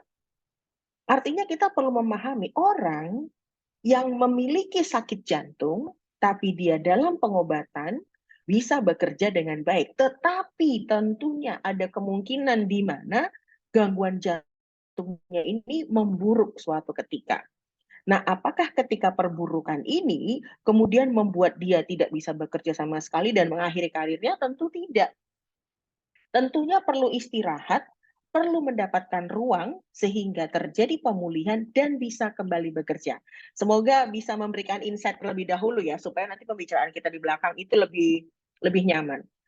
Nah, ini kenapa tadi saya bilang saya suka sekali mengedukasi di sosial media saya tentang otak, karena memang diakui atau tidak, gangguan mental di Indonesia ini stigmanya luar biasa, karena masih banyak yang mengaitkan dengan penyakit gaib. Dan masih banyak orang yang menggunakan terms gila ketika berbicara tentang gangguan mental. Tidak bisa sembuh, nomor 4 ya, tidak produktif. Jadi ketika seseorang ini terdiagnosis gangguan mental, kemudian asumsinya adalah, wah dia nggak mungkin produktif. Itulah tadi Mbak Salwa menyampaikan, gimana mau diketahui kita bisa produktif atau enggak, ketika kemudian di depan udah dibilang dulu ya, harus sehat jasmani dan rohani. Gitu. Belum lagi stigma di masyarakat, gangguan mental itu berbahaya, pasti ngamuk, nyerang orang gitu ya. Dan yang keenam menjadi beban keluarga. Nah, beban keluarga ini nanti akan saya bahas di belakang. Karena ketika seseorang tidak mendapatkan kesempatan yang sama dalam bekerja, tentu saja akhirnya bisa menjadi burden dalam keluarganya. Ketika dia menjadi burden dalam keluarganya, akan memperburuk kondisi gangguan mentalnya. Nah, di mana nih lingkarannya harus kita pisah gitu ya. Sekali lagi, bicara tentang gangguan mental, orang Indonesia masih berpikir bahwa ini bukan kondisi medis. Sehingga ketika seseorang ini akan bilang, saya butuh kontrol sebulan sekali ke psikiater gitu ya Mbak Salwa ya. Saya butuh kontrol sebulan sekali ke psikologi. Kenapa sih? Ya, aku nih punya gangguan depresi, kamu tuh kurang bersyukur, coba banyak-banyakin ibadah gitu ya. Seakan-akan seseorang yang mengalami gangguan mental ini adalah orang yang tidak dekat dengan Tuhan, orang yang tidak beribadah, orang yang tidak bersyukur, orang yang memang mengalami gangguan tapi bukan gangguan medis. Sehingga kebutuhan terhadap dokter atau jaminan kesehatan ini dianggap aneh ketika seseorang mengalami gangguan mental. Belum lagi ketika ada orang bilang, saya lagi lelah banget mentalnya, kamu tuh cemen. Udah, ayo tetap kerja, semangat. Tapi ketika seseorang kemudian serangan jantung, ya, ayo istirahat, jangan sampai jantungmu terganggu. Jadi it's like so different gitu ya, apa yang terjadi ketika seseorang mengalami gangguan fisik dengan mengalami gangguan mental. Sedikit saya highlight tentang ini nih. Jadi kalau kita berbicara tentang stigma yang dialami oleh teman-teman gangguan mental ini, yang pertama sudah pasti tuh stigma sosial. Ya, penilaian buruk, sinis, menggunakan label negatif gitu ya, dan mengabaikan kadang-kadang dalam pertemuan. Udahlah, nggak usah diajak gitu ya. Atau diskriminasi dan prasangka berdasarkan informasi yang salah, kayak tadi yang di depan, bahwa gangguan mental adalah bla bla bla, bahwa gangguan mental adalah bla bla bla, tidak produktif dan tidak bisa. Nah, ini yang kita bahas nih di sore hari ini, stigma struktural. Jadi memang masih banyak, nggak semua punya keberuntungan, punya HRD seperti Pak Noval gitu ya. Jadi kita ini kadang-kadang masih melihat perlakuan yang berbeda, baik pada layanan publik, swasta, ya seperti di sekolah, di kantor, atau bahkan ketika di customer service pun sudah berbeda gitu ya. Dan belum lagi apabila ada penilaian subjektif oleh bagian HRD terkait sakitnya gitu. Dikit-dikit ngomongnya sedih, dikit-dikit kontrol depresi. Kamu nih loh depresi terus nih, kapan sih kamu sembuhnya? Kamu nih loh dikit-dikit kontrol minum obat ini itu loh, kamu tuh nanti kapan sih bisa majunya gitu. Sedangkan beberapa kondisi gangguan mental ini adalah gangguan yang cukup kronis, membutuhkan pengobatan jangka panjang, dan itu bukan karena ketergantungan obat, tetapi memang kondisinya butuh distabilkan supaya bisa bekerja dengan baik. Bayangkan ketika seseorang yang punya gangguan mental melakukan pengobatan rutin supaya bekerjanya bisa baik, tetapi dipersulit ketika lagi kontrol. Bahkan ada juga, saya punya salah satu klien saya, tenaga medis. Dia ingin mendapatkan rujukan untuk bisa datang ke psikiater di puskesmas. Puskesmasnya bilang, masa sih kamu tenaga kesehatan sakit mental? Masa sih kamu tenaga kesehatan perlu ke psikiater, harus ketemu dokter Santi? Masalahmu apa sih? Atasin sendiri dong. Jadi stigma-stigma seperti ini nih memang ada di masyarakat dan kita harus mengakui bahwa itu ada gitu. Nah, sebenarnya mental itu apa? Tadi sedikit Pak Noval sudah menyinggung gitu ya, tapi saya ingin meng-highlight bahwa mental itu terdiri dari 4, perilaku, mood, pikiran, dan afektif atau ekspresi kita gitu bahasa mudahnya. Nah, mental kita itu ada di dalam otak dan otak kita itu punya hardware dan software. Disitulah di mana mental itu berada. Kalau kita jalan terus tentunya butuh istirahat ya kakinya. Kalau kita nulis terus tentunya butuh istirahat ya tangannya. Gimana kalau kita mikir terus? Gimana kalau mood kita teraduk-aduk terus? Gimana kalau kita diberikan ekspresi-ekspresi negatif oleh orang sekitar kita? Butuh istirahat nggak otaknya? Tentunya butuh. Itulah tadi yang Pak Noval sampaikan, kebutuhan istirahat secara mental itu diperlukan. Dan itu bukan lebay, dan itu bukan sekedar kayak butuh-butuhan biasa, tapi itu benar-benar sangat dibutuhkan supaya teman-teman tidak mengalami kondisi yang lebih buruk lagi. Kemudian bicara tentang disabilitas mental, gangguan mental, diagnosis gangguan jiwa, itu tuh sangat luas sekali. Jadi ketika rule, peraturan, atau misalnya kesepakatan ini tidak lentur, maka akan sangat sulit kita bisa mengaplikasikan itu. Apakah betul ketika seseorang itu terdiagnosis skizofrenia, maka akan hilang semua kemampuan pekerjaannya? Apakah betul ketika seseorang itu mengalami bipolar, kemudian akan marah-marah terus sama teman kerjanya? Ini hal yang terlalu hitam putih. Sedangkan di bidang medis, kita itu tidak bisa hitam putih, sakit, nggak sakit, sehat sama sakit gitu. Ada area abu-abu di mana memiliki gangguan tapi bisa berfungsi. Nah, ini yang perlu kita jembatani sebenarnya. Jadi bukan hanya masalah sakit, sehat, sehat, sakit. Tapi ketika sakit, seperti apa sakitnya? Masih mampu berfungsi atau tidak? Kalau masih mampu berfungsi, permasalahannya di sebelah mana? Kita perlu menghambat seseorang untuk bisa bekerja. Mari kita lanjutkan yang slide berikutnya. Nah, di sini. Loh, Dok, kalau orang dengan gangguan mental kan nggak bisa sembuh. Jadi masa kita ngasih pekerjaan ke orang yang sakit terus sih dan nggak bisa sembuh? Pertanyaannya, orang hipertensi, orang diabetes, orang sakit jantung, apakah bisa sembuh? Jawabannya adalah penyakit-penyakit tersebut bisa dikendalikan. Jadi penyakit-penyakit ini bisa dikendalikan ketika kondisinya terkendali, bisa bekerja dengan baik nggak? Tentu saja bisa. Orang hipertensi, tapi dia minum obat teratur, tensinya teratur, ya dia bisa bekerja. Orang dengan kondisi mengalami gangguan gula darah, diabetes, dia tiap hari nyuntik perutnya dengan insulin, dia bisa bekerja, ya dia bisa bekerja. Begitu juga teman-teman yang mengalami gangguan mental. Pengobatannya rutin sehingga mereka bisa masuk ke yang namanya sembuh. Tapi perbedaannya adalah definisi sembuh itu bisa recovery dan bisa remisi. Jadi tidak semua definisi sembuh untuk gangguan mental harus lepas dari obat-obatan. Jadi bisa juga seseorang yang mengalami gangguan mental ini bisa kita kategorikan sebagai sembuh secara sosial karena dia mampu berfungsi secara sosial, bisa bekerja, bisa membantu dirinya sendiri, bisa berfungsi dalam masyarakat, bisa berfungsi dalam keluarga, tetapi dia masih minum obat. Itu nggak bisa kita kategorikan masih sakit. Jadi masuk ke dalam kategori sembuh. Jadi ada sembuh, recovery, memang dia sudah tidak minum.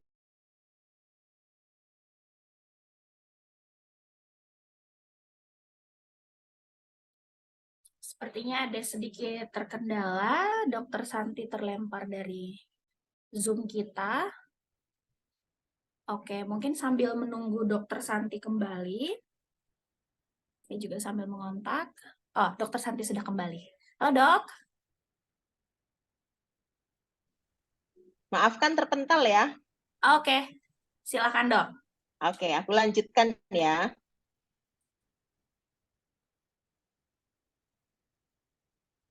Sinyalnya up and down soalnya. Apakah sudah tampak slide-nya? Sudah, Dok, aman. Belum. Oke, baiklah. Jadi tadi saya sampai kepada, belum kelihatan ya. Yang peserta belum bisa ngelihat slide saya ya. Teman-teman yang belum bisa, yang udah bisa boleh tolong angkat jempol virtualnya biar saya bisa tahu seberapa banyak yang belum bisa melihat. Sampai recovery, dokter. Sampai recovery, yang gambar orang-orang itu. Tapi ditutup. Tapi di... Ya, oke. Oke. Dengan gambar yang sama. Baik. Ya. Ya. Jadi kalau kita bicara recovery, pada prinsipnya adalah memahami kondisi sakitnya dan mampu membantu diri sendiri. Jadi sentosa atau well-being. Nah, recovery inilah yang harus kita usahakan bersama. Tidak bisa hanya yang bersangkutan saja. Karena justru bekerja itu adalah kebutuhan yang betul-betul penting dalam mencapai kesembuhan yang betul-betul sempurna. Jadi untuk bisa mendapatkan recovery proses atau kesembuhan yang sifatnya sentosa atau well-being tadi, itu butuh yang namanya connectedness. Jadi being part of the community. Terlibat nih dalam komunitas gitu ya. Kemudian empowerment. Ada personal responsibility. Kemudian control over life, dia mampu untuk mengendalikan dirinya sendiri dan bisa berfokus kepada kekuatannya. Bukan dikit-dikit yang diurusin adalah, ya kan tapi kamu sakit, ya kan tapi kan kamu sakit. Bukan begitu cara memandangnya. Meskipun dia sakit, dia mampu bekerja. Dia adalah pekerja yang baik meskipun dia bipolar. Dia adalah pegawai yang luar biasa meskipun dia depresi. Gitu. Jadi apa yang dia mampu, strength-nya yang menjadi fokus dari point of view kita. Bukan apa yang menjadi sakitnya dari klien atau orang yang bekerja bersama kita. Kemudian meaning in life, artinya kualitas hidupnya dia menjadi baik. Ya, social role, mampu berperan secara sosial dan tentunya juga hal lain seperti identitas, ya, kemudian keoptimisan terhadap masa depan, di mana ini bisa didapat bila dia mampu membantu dirinya sendiri dan bisa menjadi bagian dari satu komunitas, bekerja contohnya ya, atau menjadi bagian dari apa yang ada di dalam ruang lingkup kehidupannya dia. Nah, tadi berbicara dengan berbagai macam rule yang sudah disampaikan oleh Mbak Salwa dan juga Mas Noval, saya meng-highlight saja bahwa WHO ini memiliki satu regulasi yaitu WHO Quality of Life for Mental Health. Jadi memang sudah ada di mana di sini meng-highlight meskipun seseorang ini mengalami gangguan mental, tetap harus punya hak-haknya dalam berbagai macam kondisi atau kehidupannya. Jadi harus mendapatkan hak yang sama, tidak dibeda-bedakan pada kondisi seperti mana orang yang tidak mengalami gangguan mental. Dan yang terakhir, saya ingin memutarkan video ini Semoga teman-teman juga bisa mendapatkan insight yang baik gitu. Video ini adalah video seorang residen psikiatri, di mana residen psikiatri ini dia memiliki kondisi gangguan mental. Dan di video ini, saya kayaknya nggak bisa diputar ya, dan di video ini dikatakan bahwa meskipun seseorang mengalami gangguan mental, tetapi tetap bisa berfungsi sebagaimana seharusnya. Begitu dari saya. Oke, saya mungkin lanjutkan saja supaya teman-teman bisa memberikan pertanyaan yang sesuai nanti dalam diskusi kita. Saya kembalikan kepada moderator. Baik, terima kasih banyak Dokter Santi untuk penjelasannya, dan sudah banyak pertanyaan juga yang teman-teman taruh di kolom chat. Saya ingin mengucapkan sekali lagi terima kasih untuk semua pembicara yang sudah membawakan pemaparannya. Mungkin kita bisa kasih tepuk tangan virtual untuk para pembicara kita, luar biasa. Di sini sudah ada beberapa pertanyaan. Nanti mungkin kalau waktunya mencukupi, saya akan memberikan kesempatan untuk bertanya secara langsung. Namun yang bisa saya highlight dari awal, ini ada pertanyaan yang kurang lebih mirip terkait dengan bagaimana ketika orang mau masuk dalam sebuah pekerjaan. Jadi pertanyaan ini ditujukan untuk Mas Naufal dan juga ya untuk Mas Naufal. Bagaimana asosiasi HR melihat isu kesehatan mental khususnya untuk perekrutan karyawan dengan isu ini, dan bagaimana tanggapan mereka tentang orang-orang yang difabel psikososial. Kemudian ada satu lagi yang juga ini ditujukan kepada Mbak Salwa dan juga Mas Naufal. Orang-orang dengan isu kesehatan mental ini yang punya surat keterangan itu sebaiknya dikasih apa enggak? Terus dikasihnya tuh kapan gitu? Karena ini juga jadi kayak buah si malakama untuk orang-orang ini. Mau dikasih di awal takut di-cut duluan, karena ada beberapa kasus yang seperti itu ya. Di-cut di awal, malah dimasukkan di awal, disubmit di depan, di-cut duluan. Nggak dimasukin, salah lagi, dianggap menutup-nutupi gitu. Jadi itu kira-kira gimana tanggapan dari Mbak Salwa sama Mas Naufal? Mungkin boleh direspon dulu, nanti kita akan lanjutkan lagi dengan pertanyaan selanjutnya. Silakan, mau siapa duluan, Mbak Salwa atau Mas Naufal?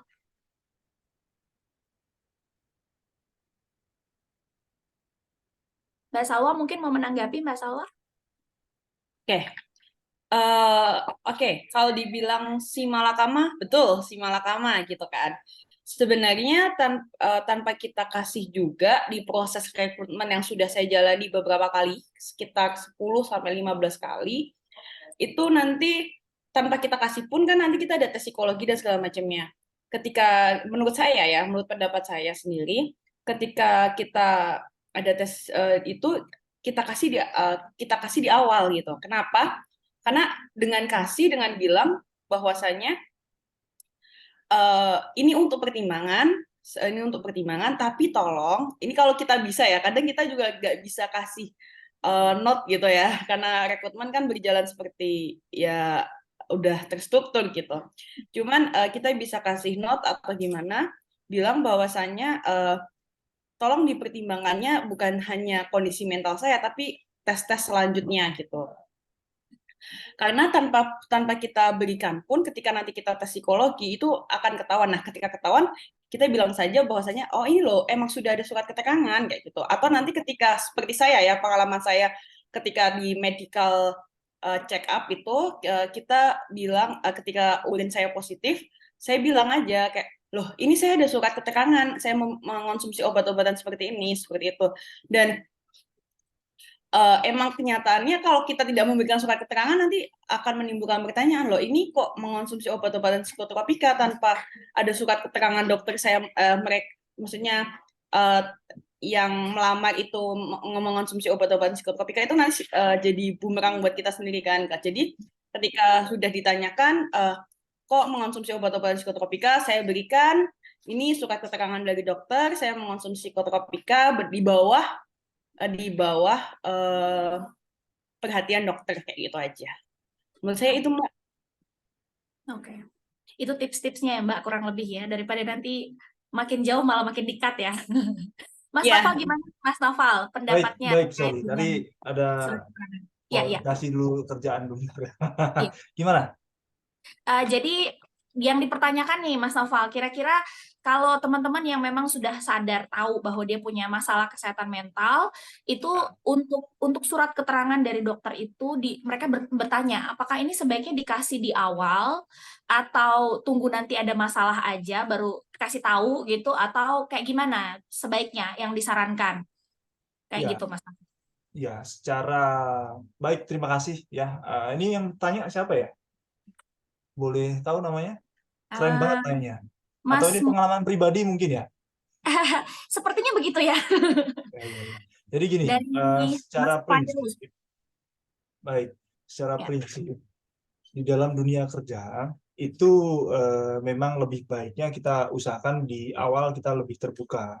Jadi alangkah baiknya itu surat apabila memang ada permasalahan mental, katakanlah contoh bipolar katakanlah ya, infokan aja di awal, tidak ada masalah, karena secara prinsip tadi yang saya sampaikan, kita dalam menseleksi karyawan yang terpenting adalah pengetahuan ya, knowledge manajemennya seperti apa, terus skill dalam artian experience terhadap pekerjaan yang vakansi atau yang kita butuhkan ya, itu sudah main spec-nya lah kalau kita ngomongnya ya, main specification-nya itu sudah sesuai secara pemahaman ya, tidak ada masalah ya kan. Jadi alangkah lebih baiknya lebih terbuka ya. Bahkan saya menambahkan ya dari pernyataan saya pada saat presentasi tadi ya, dengan adanya social compliance itu kita benar-benar harus memenuhi standar secara basisnya ILO, dan di mana ketika perusahaan itu bahkan ketika ada lowongan pekerjaan dalam mendeskripsikan kalimat-kalimat di lowongan pekerjaan itu tidak boleh juga ada kalimat-kalimat yang diskriminasi ya kan. Tapi ya pada faktanya itu memang beberapa perusahaan masih melakukan hal tersebut, bahkan tidak hanya perusahaan swasta, ada juga BUMN atau bahkan di pemerintah pun juga masih sama. Ini yang miris. Makanya saya tadi berulang kali sampaikan seharusnya seperti ini, tapi yang terjadi ya itu yang harus kita sebagai HR ya, kita yang sebagai di internal perusahaan yang harus mengingatkan kepada pemilik perusahaan atau top manajemen. Jadi menanggapi balik yang tadi ya, kepada teman-teman ya, alangkah lebih baiknya di awal lebih terbuka. Jadi nothing tulus ya. Jadi lebih terbuka ketika saya katakanlah, kenapa selama anak yang saya interview itu memang baik dan sesuai dengan apa yang kita butuhkan ya, dan itu tidak menghambat kinerjanya ya, atau menghambat produktivitas di perusahaan, saya pikir tidak ada masalah ya. Karena yang namanya bipolar atau apapun dan lain sebagainya itu muncul karena kondisi atau ruang lingkup di perusahaannya itu sendiri ya. Dan justru yang khawatir itu adalah teman-teman yang memiliki atau penyandang disabilitas ini yang mungkin merasa tidak nyaman di ruang lingkup perusahaan, karena beberapa perusahaan ya yang mungkin masih growth ya, mereka masih cenderungnya beradaptasi untuk memenuhi fasilitas-fasilitas yang sudah diatur oleh undang-undang. Seperti contoh ya, toiletnya itu harus benar-benar saya bukan hanya ngomong penyandang disabilitas mental saja ya, tapi disabilitas yang lainnya. Toilet yang harus kita sesuaikan dengan beberapa karyawan-karyawan disabilitas dan lain sebagainya ya. Yang ini yang adalah ya perusahaan yang tidak bisa saya sebutkan, atau mungkin perusahaan saya saat ini ya butuh waktu ketika merekrut teman-teman dengan disabilitas ya, penyandang disabilitas itu, sebelum kita taken kontrak ya, kita ada adaptasi dulu dalam bukan di perusahaan saya saat ini ya, tapi ini sharing aja antar rekan HR ya, butuh waktu adaptasi 2 minggu ya kepada pekerja tersebut sebelum tanda tangan kontrak. Jadi pekerja tersebut diminta untuk coba lihat dulu lingkungan pekerjaannya nanti kira-kira kamu sesuai atau tidak, ya kan? Oh ya, pantry-nya, toiletnya, dan lain sebagainya. Jadi ini yang sudah semakin ke sini perusahaan sudah mulai beradaptasi untuk pemenuhan hak-hak bagi seluruh ya saya bilangnya pekerja, ya baik itu yang dengan penyandang disabilitas ataupun yang sebaliknya, ya seperti itu.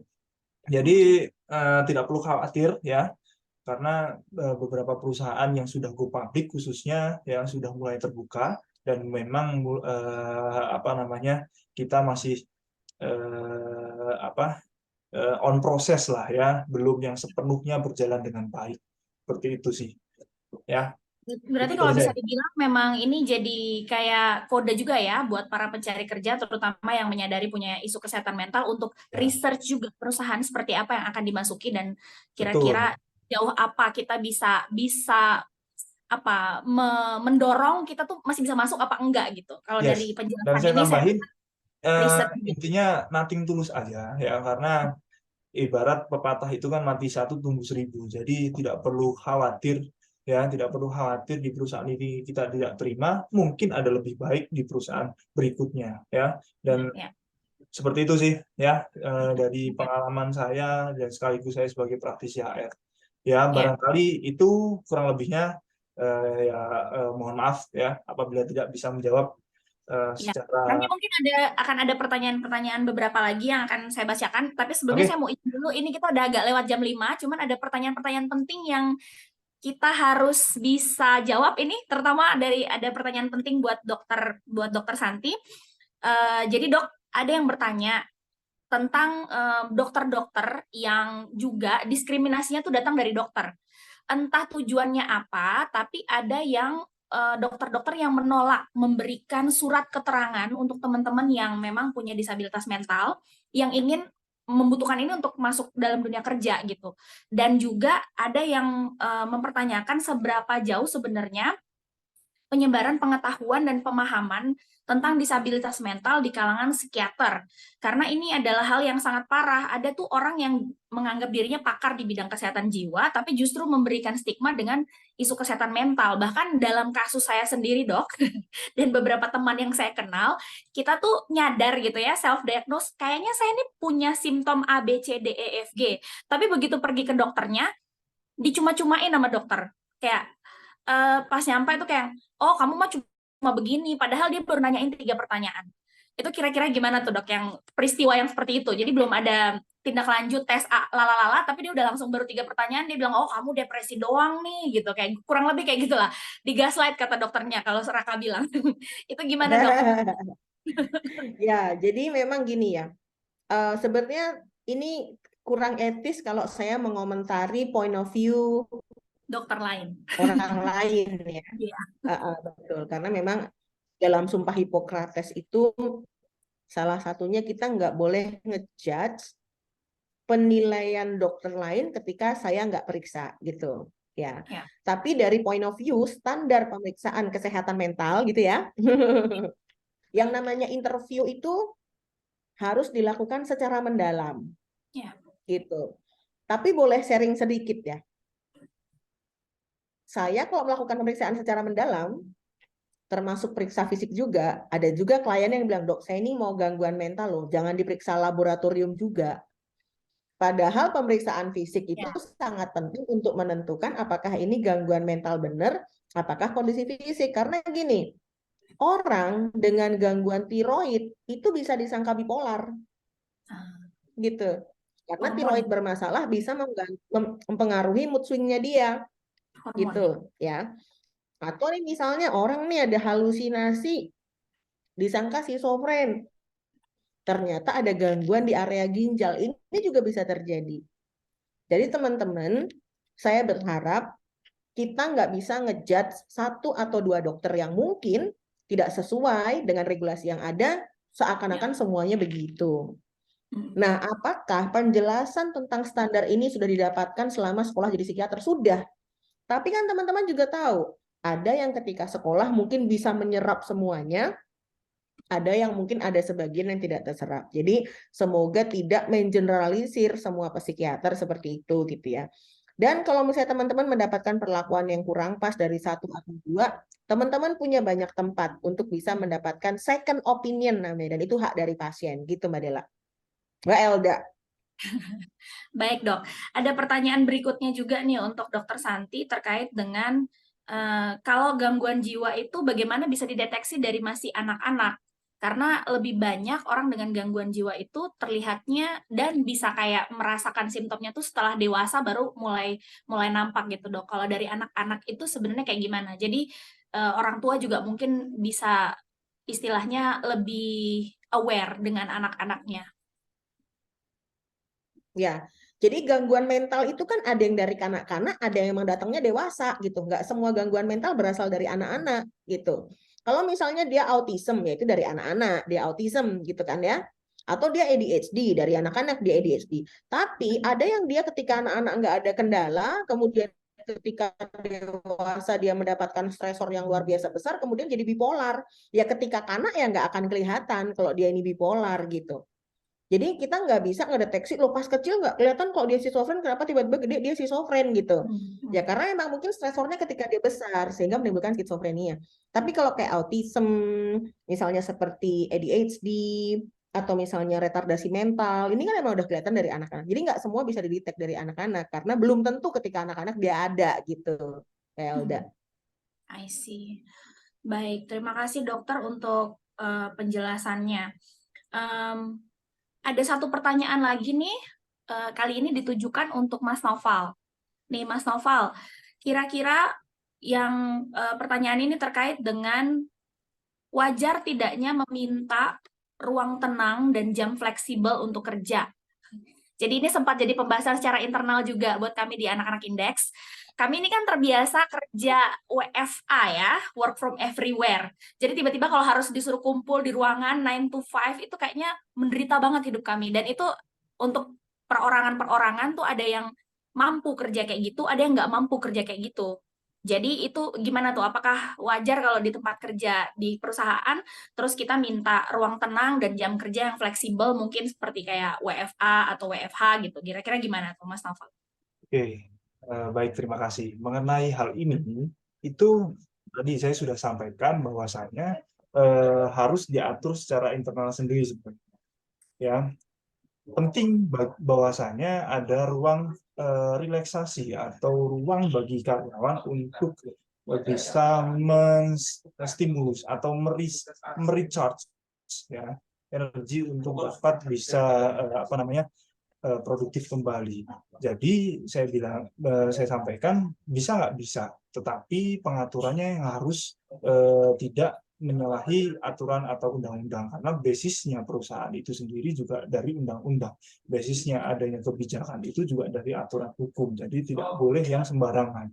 Ya, jadi tadi kalau saya sampaikannya bahkan di internal kita aja itu kita aturnya pada saat sebelum jam kerja, pada saat istirahat, dan pada saat setelah jam kerja. Nah, pertanyaannya bisa nggak sih di masing-masing perusahaan itu diatur yang namanya work from anywhere atau work from home? Ya bisa saja, tetapi lihat dari segi bisnis core bisnisnya, ya bisnis intinya. Contoh kayak saya itu kan di industri atau pabrik, ya pabrik kan tidak mungkin adanya work from anywhere, ya kan, atau WFO secara yang untuk di manufakturnya kan nggak mungkin WFO atau work from anywhere. Bagaimana cara membuat, katakanlah di sini kan produksinya tepung, bagaimana cara memproduksi tepung dengan yang bersangkutan itu ada di rumah, ya kan? Mungkin bisa saja ya nanti di jangka di beberapa dekade atau beberapa tahun ke depan, ya ketika adanya teknologi secara remote, ya kan, dari rumah bisa menyalakan mesin-mesin atau monitoring mesin-mesin di rumah, ya bisa jadi, ya kan. Tapi jadi intinya masalah pengaturan jam kerja tadi bisa saja disetting ya mengikuti dari core bisnisnya. Kalau dulu ya di Wings, saya di kantor pusat ya, karena di situ hanya ngomongin administrasi, ya jelas bisa aja ya work from anywhere, apalagi IR. ya kan, di mana kita memaintain beberapa dokumen-dokumen atau hubungan industrial dengan beberapa stakeholder, ya itu saya kadang juga kerja di kantor, kerja di kafe dan sebagainya. Itu sih. Jadi menyesuaikan dari core bisnisnya. Oke. Terima kasih Mas Noval atas Ya. penjelasannya. Mungkin ini pertanyaan terakhir yang bisa saya sampaikan dan ini ditujukan ke Dr. Santi. Ini juga mungkin jadi pertanyaan setiap orang ya yang istilahnya neurotypical, mereka-mereka yang nggak perlu minum obat dan orang-orang yang nggak tahu itu masalah kesehatan mental orang-orang itu seperti apa gitu, kenapa harus minum obat. Ini ada pertanyaan dari Kak Hana, dokter, apakah orang dengan gangguan jiwa yang mengkonsumsi obat itu harus minum obat seumur hidup, layaknya orang-orang dengan penyakit komorbid? Mungkin boleh sedikit. Iya, Mbak Hana. Kembali tadi, gangguan mental ini kan spektrumnya luas banget gitu ya. Bisa depresi, bisa cemas, bisa fobia, bisa ADHD, bisa autism, bisa schizophrenia gitu, bisa bipolar gitu. Jadi seseorang ketika sudah pernah mengkonsumsi obat untuk gangguan mental, apakah dia seumur hidup butuh obat-obatan tersebut, tergantung kondisi dan diagnosisnya juga. Gitu ya. Ada kasus-kasus pada klien saya yang misalnya nih terdiagnosis dengan kondisi bipolar dan sangat stabil dan tidak memerlukan pengobatan. Bisa juga itu terjadi. Tetapi ada juga yang membutuhkan pengobatan jangka panjang. Jadi situasi masing-masing kondisi pasien itu sangat menentukan apakah dia memerlukan pengobatan atau tidak. Saya ingin meng-highlight juga bahwa memberikan obat kepada pasien itu nggak cuma bipolar harus minum obat, schizofrenia harus minum obat, tapi profil pasiennya pun itu sangat penting untuk kita evaluasi. Karena pengobatan pasien gangguan mental itu mengobati manusianya, bukan mengobati diagnosisnya aja. Gitu. Jadi misalnya nih sama-sama depresi, yang satu ternyata dia depresi dengan kondisi kecemasan. Tentu pengobatannya beda dengan depresi pada bipolar. Yang satu ini pasien depresi, ternyata dia ada diabetes. Pengobatannya beda juga dengan depresi yang mungkin dengan gangguan yang lain, misalnya dengan gastritis. Jadi mohon teman-teman tidak melihat diagnosis itu benar-benar diagnosis ini obatnya begini. Diagnosis ini harus begini. Kita itu nggak bisa dalam medical itu hitam dan putih aja. Ya tadi yang aku bilang gitu Mbak Elda, bahwa tidak hanya ngelihat sakit dan tidak sakit gitu loh. Tapi sakit selama dia berfungsi, ya bisa juga gitu. Artinya diagnostik tidak bisa kita jadikan patokan satu-satunya. Apakah seseorang ini membutuhkan pengobatan jangka panjang, apakah seseorang ini nggak mampu bekerja, apakah seseorang ini capable atau enggak. Gitu Mbak Elda. Baik, terima kasih dok. Jadi nggak bisa menilai orang punya kemampuan bekerja atau tidak dari seberapa dia konsumsi obat juga ya. Jadi nggak bisa, karena Betul, betul. spektrumnya sangat luas, jadi kita nggak bisa cuman menilai semua penyakit mental itu sama. Nah, ini kita sudah sampai pada penghujung acara. Sebenarnya kita udah lewat lumayan. Terima kasih atas para pembicara yang masih stay di sini dan mau menjawab pertanyaan kita satu-satu. Baik, Untuk sama-sama, sebagai Mbak Elda. penutup sebelum kita foto bersama, mungkin saya boleh minta 1-2 kalimat closing statement dari setiap pembicara yang bisa mewakilkan apa yang mungkin jadi pesan juga buat teman-teman yang hadir sore hari ini, yang mungkin punya isu kesehatan mental atau kita melihat dari jauh aja karena kita nggak merasa punya isu itu. Mungkin boleh dari Kak Salwa, silakan Kak Salwa. Kakak, kali diulang lagi dong Kak, bagus banget. Gimana, Kakak, Kak? bagus banget, waktunya kurang. Nanti dibikin lagi ya, mudah-mudahan ya. Oke. Baik, silakan Kak Salwa. Saya ingin menjelaskan, memberi statement bahwasanya ini keterlibatannya bukan cuma dari saya sebagai penyandang disabilitas atau teman-teman penyandang disabilitas mental, tapi lebih membutuhkan bantuan dari stakeholder lain, pemberi kerja maupun dari psikiater atau pemerintah. Bahwasanya kita bekerja sama buat sama-sama menghilangkan diskriminasi ini, dan diskriminasi ini dimulai dari syarat pertama yang tadi saya selalu jelaskan, yaitu syarat masuk saja sudah mendiskriminasi, bagaimana dengan kelanjutan yang ada di dalamnya, seperti itu. Dan saya minta bantuan baik dari Mas Noval sebagai pemberi kerja, Bu Santi, Dr. Santi sebagai psikiater, gimana caranya menghapus stigma itu. Sederhana menghapuskan syarat keterangan jasmani dan rohani di awal untuk yang mendiskriminasi penyandang disabilitas mental, seperti itu. Terima kasih Kak Salwa. Mas Naufal mungkin ada closing statement-nya. Baik, kalau dari saya hanya sedikit saja barangkali ya menambahin tadi dari Bu Salwa ya, bahwasanya benar ya terkait dengan penyandang disabilitas khususnya mengenai disabilitas mental ya atau kesehatan mental ini ya diharapkan tidak adanya diskriminasi. Ini perkara stigma ya, stigma yang terjadi di masyarakat, stigma yang terjadi pada kitanya sendiri dalam melihat ya ketakutan atau bahkan dari para penyandang disabilitas itu sendiri, ketakutan akan lebih terbuka, ketakutan akan lebih mau untuk berubah, ya kan, maksudnya dalam artian pola pikirnya yang jangan sampai kita dibatasi sama stigma-stigma tadi. Ya, padahal belum tentu orang dengan penyandang disabilitas itu tidak produktif dan belum tentu juga orang dengan penyandang disabilitas tidak bisa memberikan karya ya khususnya terhadap perusahaan. Artinya kita ya sebagai praktisi HR selalu melihat secara objektif. Seharusnya, saya ulangkan lagi, saya tekankan seharusnya secara objektif, tidak lagi subjektif. Ya, dan khususnya kalau dari pemberi kerja atau perusahaan itu sendiri, basis dalam menjalankan core bisnisnya adalah dari tatanan undang-undang atau aturan hukum.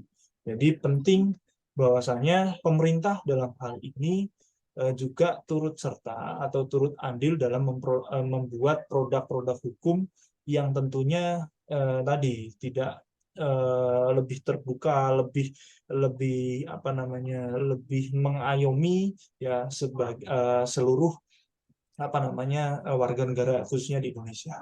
Jadi tidak ada lagi bahasa-bahasa diskriminasi, karena diskriminasi ya dalam tanda kutip ya itu juga bukan hanya faktanya tidak hanya terjadi pada swasta, tidak hanya terjadi pada BUMN, tapi di pemerintah sendiri pun masih banyak. Ini yang sangat disayangkan. Ya, ini yang sangat disayangkan. Ya, jadi harapannya pemerintah sendiri pun juga mampu mengakomodir ya, khususnya ini kan Kemenkumham nih ya, dalam artian bisa tuh katakanlah memberikan dorongan ya kepada DPR katakanlah untuk membuat undang-undang yang produktif ya, yang bisa mengakomodir seluruh teman-teman dengan penyandang disabilitas mental. Seperti itu sih ya dari saya. Terima kasih. Terima kasih Mas Naufal. Ya. Dr. Santi, boleh kesediaannya memberikan closing statement, Dok? Ya, saya ingin mengucapkan terima kasih saja kepada teman-teman yang memiliki disabilitas mental yang sampai hari ini masih terus kuat berjuang meskipun banyak rintangan yang menghadang. Teman-teman yang memiliki disabilitas mental, mungkin Anda semua belum menjadi seorang pemenang, tapi Anda semua adalah seorang pejuang. Terima kasih perjuangan yang luar biasa. Bersama-sama kita bekerja sama dari semua lini untuk menghapus stigma terhadap kesehatan mental supaya teman-teman bisa mendapatkan hak yang sama. Begitu Mbak Elda. Terima kasih dokter, luar biasa. Kita beri tepuk tangan untuk ketiga pembicara kita sore hari ini. Dan kita berharap bahwa dengan adanya sesi hari ini, setiap daripada kita juga mau mengambil peran dan benar-benar mau menghilangkan stigma ini dengan cara kita masing-masing gitu ya. Mungkin ada dari teman-teman yang penyandang disabilitas mental, kita sama-sama menyuarakan hak-hak kita dan bagaimana orang dengan disabilitas mental bisa berkarya secara produktif walaupun memang kesehatan mentalnya dalam kondisi yang tidak oke gitu, dan sudah dijelaskan juga sama Dokter Santi bagaimana produktivitas bisa terus berjalan. Dan untuk teman-teman yang mungkin selama ini merasa nggak punya permasalahan apapun dengan kesehatan mentalnya juga jadi lebih jauh teredukasi dan mau juga membagikan informasi ini kepada orang-orang lain, terutama ketika mungkin yang hadir di sini berada dari kalangan HR, dari petinggi-petinggi perusahaan, atau mungkin bagian pemerintahan, supaya kita semua sama-sama bisa mengambil peran di dalam menurunkan diskriminasi ini. Terima kasih untuk semua yang sudah hadir pada sore hari ini. Doakan nanti kita bisa bikin sesi berikutnya lagi dan lebih banyak insight yang bisa kita dapatkan. Terima kasih untuk semuanya. Sebelum kita bubar, kita foto dulu boleh ya? Jadi yang lagi off cam, minta kesediaannya untuk on cam. Kalau mau lipstikan dulu boleh. Siapa tahu tadi habis dengar penjelasan-penjelasan, ada yang terharu terus nangis gitu ya. Apalagi closing statement-nya Dr. Santi, saya udah menangis tadi barusan. Oke, saya hitung mundur sampai dari 5 sampai 1. Untuk yang nggak open cam, saya anggap nggak mau buka cam ya. Oke, 5, 4, 3, 2, 1. Oke, siap ya. Jangan chat-chat dulu, biar nanti yang di bagian bawah kelihatan wajahnya, kalau nggak nanti ketutupan. Oke, saya mohon kesediaannya Mas Fatur untuk memulai potret. Saya hitung sampai 3 ya. Ya. 1, 2, 3. Oke, taruh. Sekali lagi ya. Taruh. Oke, boleh sekali lagi. Oke, 1, 2, 3. Oke, Kak Elda, cukup. Oke, terima kasih atas kesediaannya semuanya. Terima kasih sudah hadir sore hari ini. Semoga menjadi pembelajaran. Nanti rekaman dari sesi hari ini dapat diakses di YouTube-nya Index. Jadi jika ada yang kelewat, tadi mungkin nggak sempat hadir di awal, nanti kita akan taruh di Instagram-nya Index. Jadi boleh di-follow Index Lembaga. Nanti saya tag Dr. Santi juga, siapa tahu bisa untuk ngasih tahu teman-teman yang lain. Terima kasih atas kesediaannya sudah hadir dan bertahan sampai lewat jam 5. Saya ucapkan terima kasih dan sampai berjumpa di kesempatan berikutnya. Selamat sore semuanya. Terima kasih semuanya. Thank you, Kak Makasih, Elda. dokter. Thank you, Terima kasih ya Index. semuanya. Thank you Makasih semuanya. ya. Dr. Selalu Santi. ya.